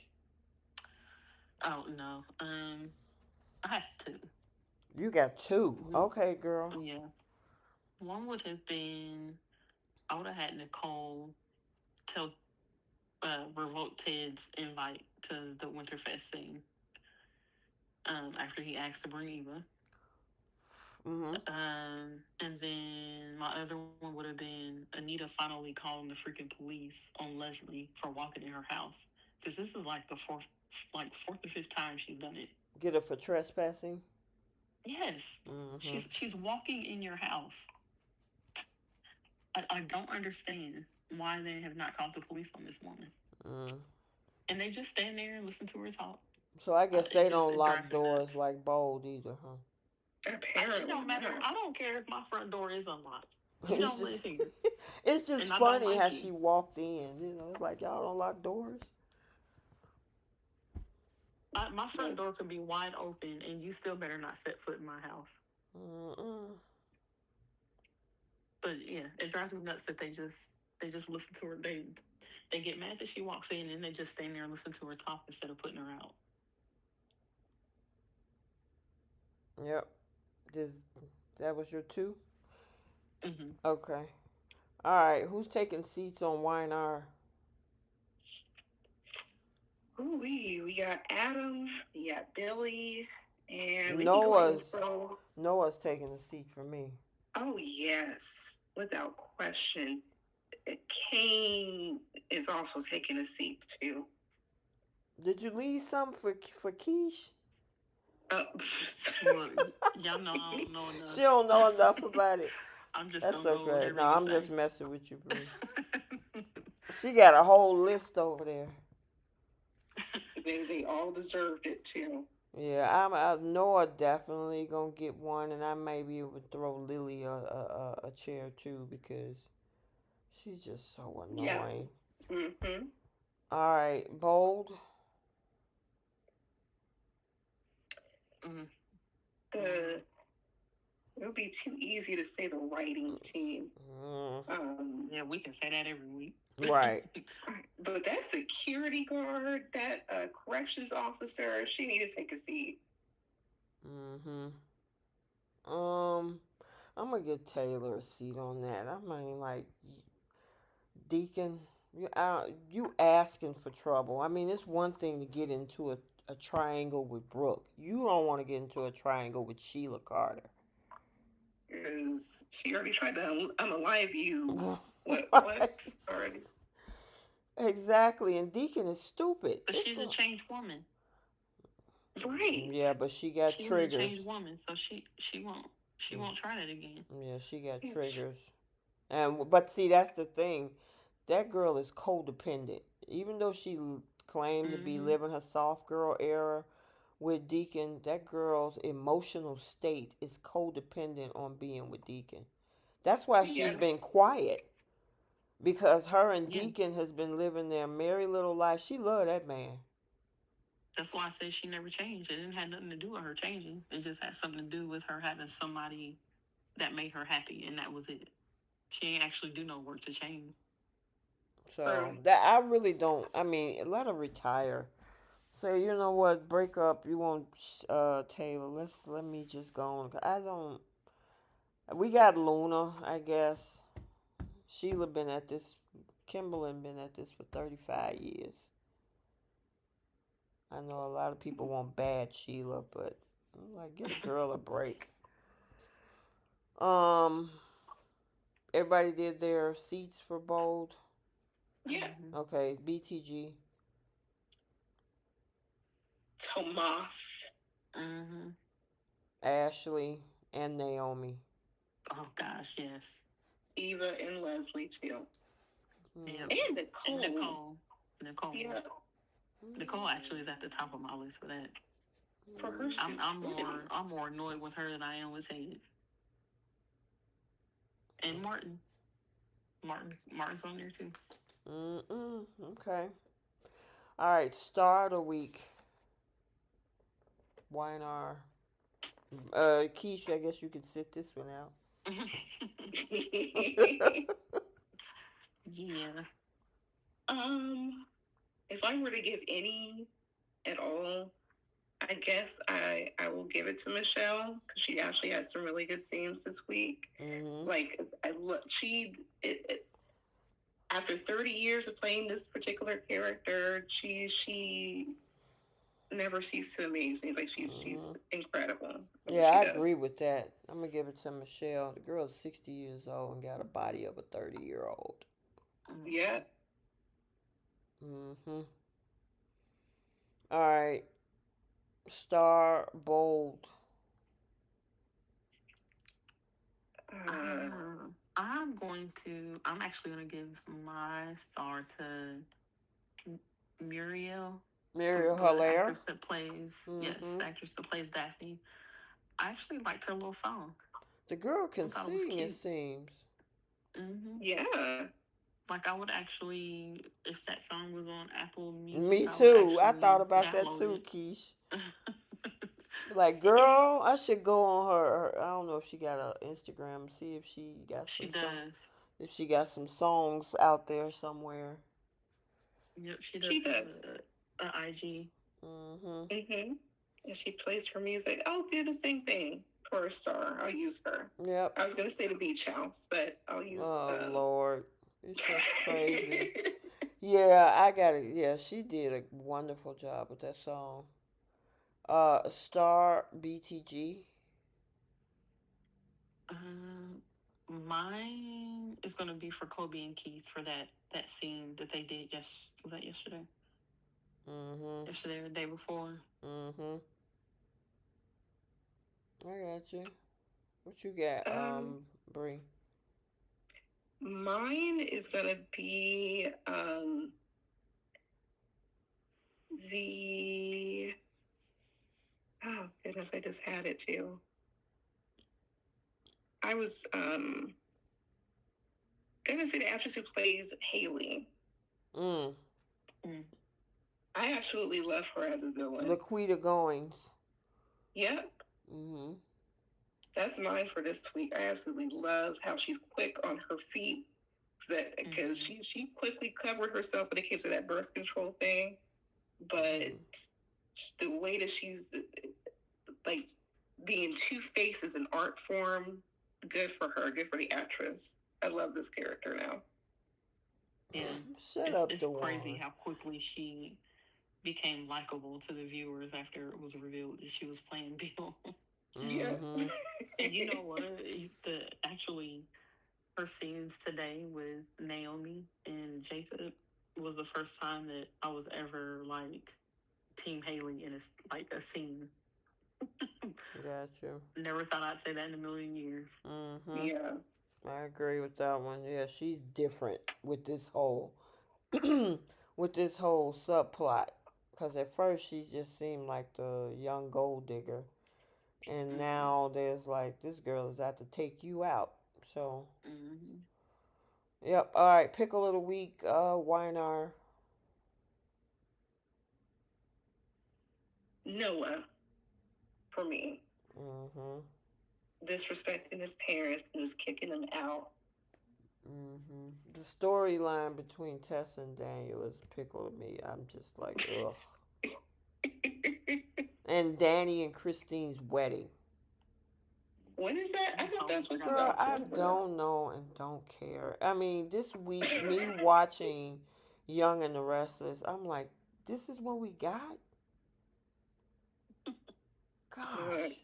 Everybody wants to get married in November. Devon and Abby got married in November on her birthday, so they've They been married for always a year throw now. these weddings in November sweeps. It's like, whatever. Yeah. Um, yeah, all right. Pickle Bold. Mm, That's a great question. mm, I'm not sure if I have one. Neither. Not much The happened. lack of storyline. My pickle is Liam moving back into Hope's house. That's a good one. That's a Like, great dude, one. go get your own house. Put your new wife, put your renewed wife and your kid into a house, not a cabin. Right. Actually, use your money. Right.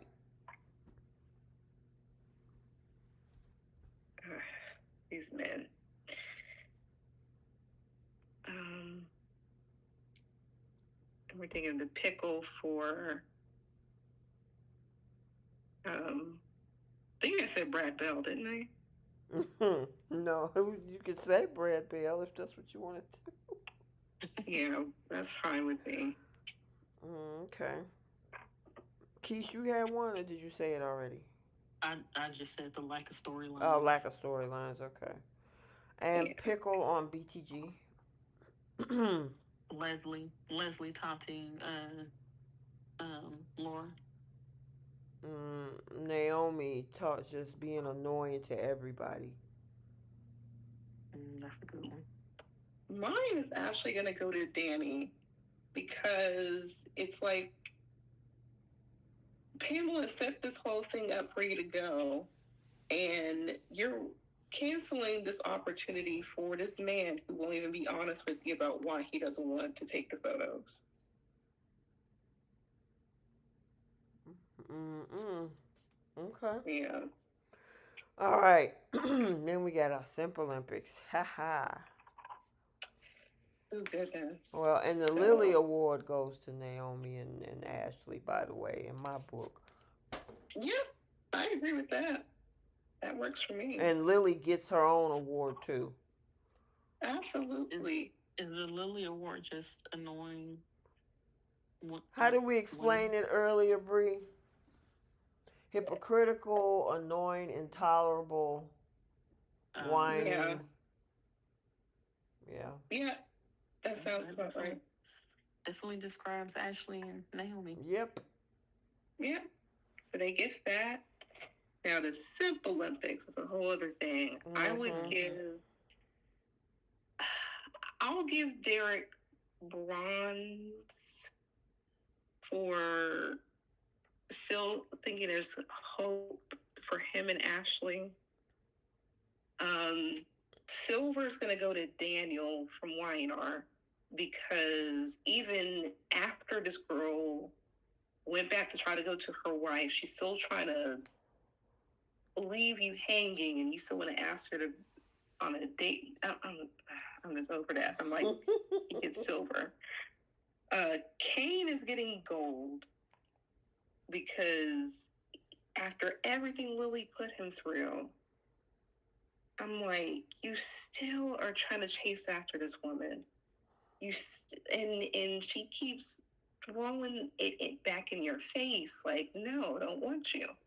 That's gonna change Monday, but Mm-hmm. still. I can't wait to see that. But Platinum's gonna go to Luna, like you said. You you risking it all, literally. Mm-hmm. Literally, they could give you the electric chair or something. I don't know, but like Because now you're about to you, commit another crime by breaking out of prison.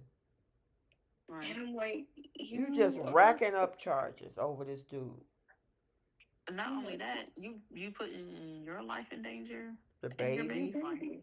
Right. which I don't think she actually really cares about. Honestly, that was Nope. just a means to an end for her. Right. Exactly. Oh God.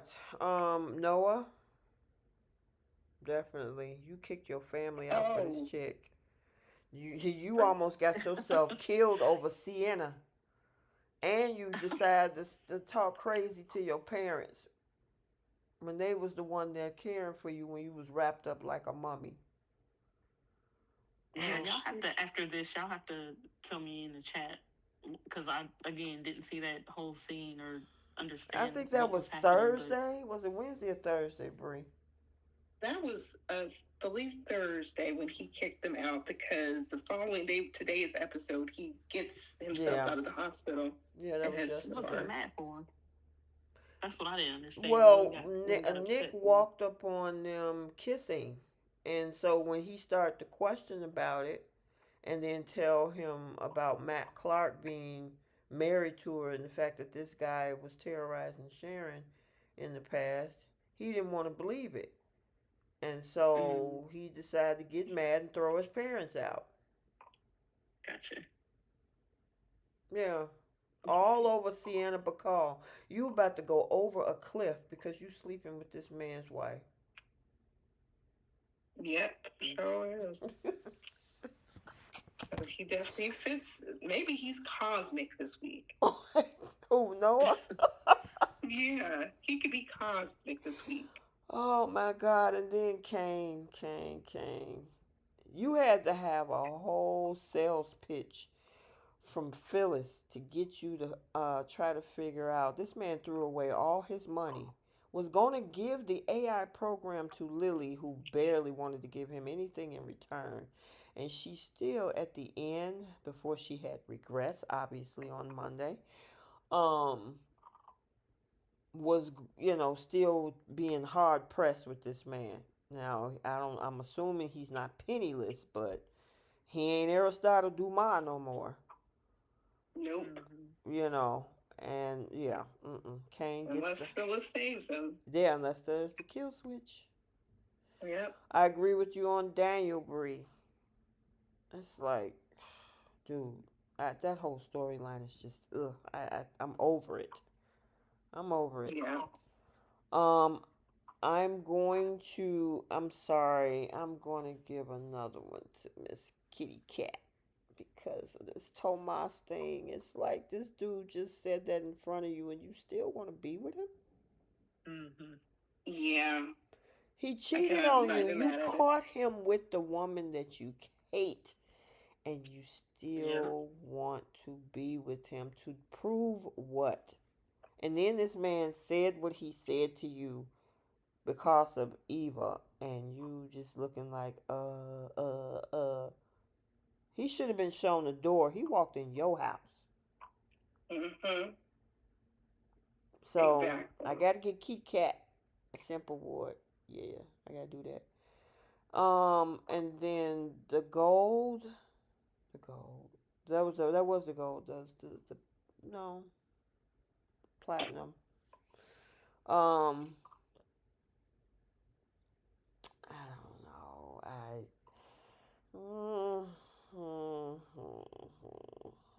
I should have put no up top, right, Bree? I'll give him Cosmic because I had Derek at bronze, Daniel at silver, Kane at gold, and Luna platinum. And No was definitely Cosmic because you just got out the hospital with a coma and everything. You still trying to go after this married woman, He went all the and way up you, there to the club looking for yeah, that's cosmic level right there. her. Yeah, and I forgot to throw Derek in there. I mean, God, let that girl go. Let her go. Let her go. Like she is not that special, but Mm-mm. I guess. Mm-mm. Yep. Aisha said Noah is nice to look at. Yeah, Sienna thinks that too. Mm-hmm. I still cannot get over that they played. Mother and son. Oh, That Yeah, is that's so just weird. that's I'm so weird. glad that I didn't watch that show, so I Me don't have too. I to was saying the same thing. visualize that. I was saying the it's same thing, Keish. If you watch days to see them and then turn around and see them on Y&R, it's like, ooh. we can ask Jay Money to send scenes, but they're on YouTube. If you Mm-hmm. guys want to see those scenes where she calls him son, he calls her mom. It's like, Mm-hmm. Wow. Uh, and then we see them tonguing each other down. yeah. All right, you guys. It was another good one. Thank you guys for joining us tonight. Thank you, ladies, Bree and Keish, for jumping on and having a good old time as Yes, usual. it was Yes. fun. Yeah, it was fun. It was fun. Everybody, and I like the fact that we have sometimes difference of opinions because, therefore, it creates conversation between us, and then also Mm-hmm. gives them good content to listen to as well. So, Yeah. yep.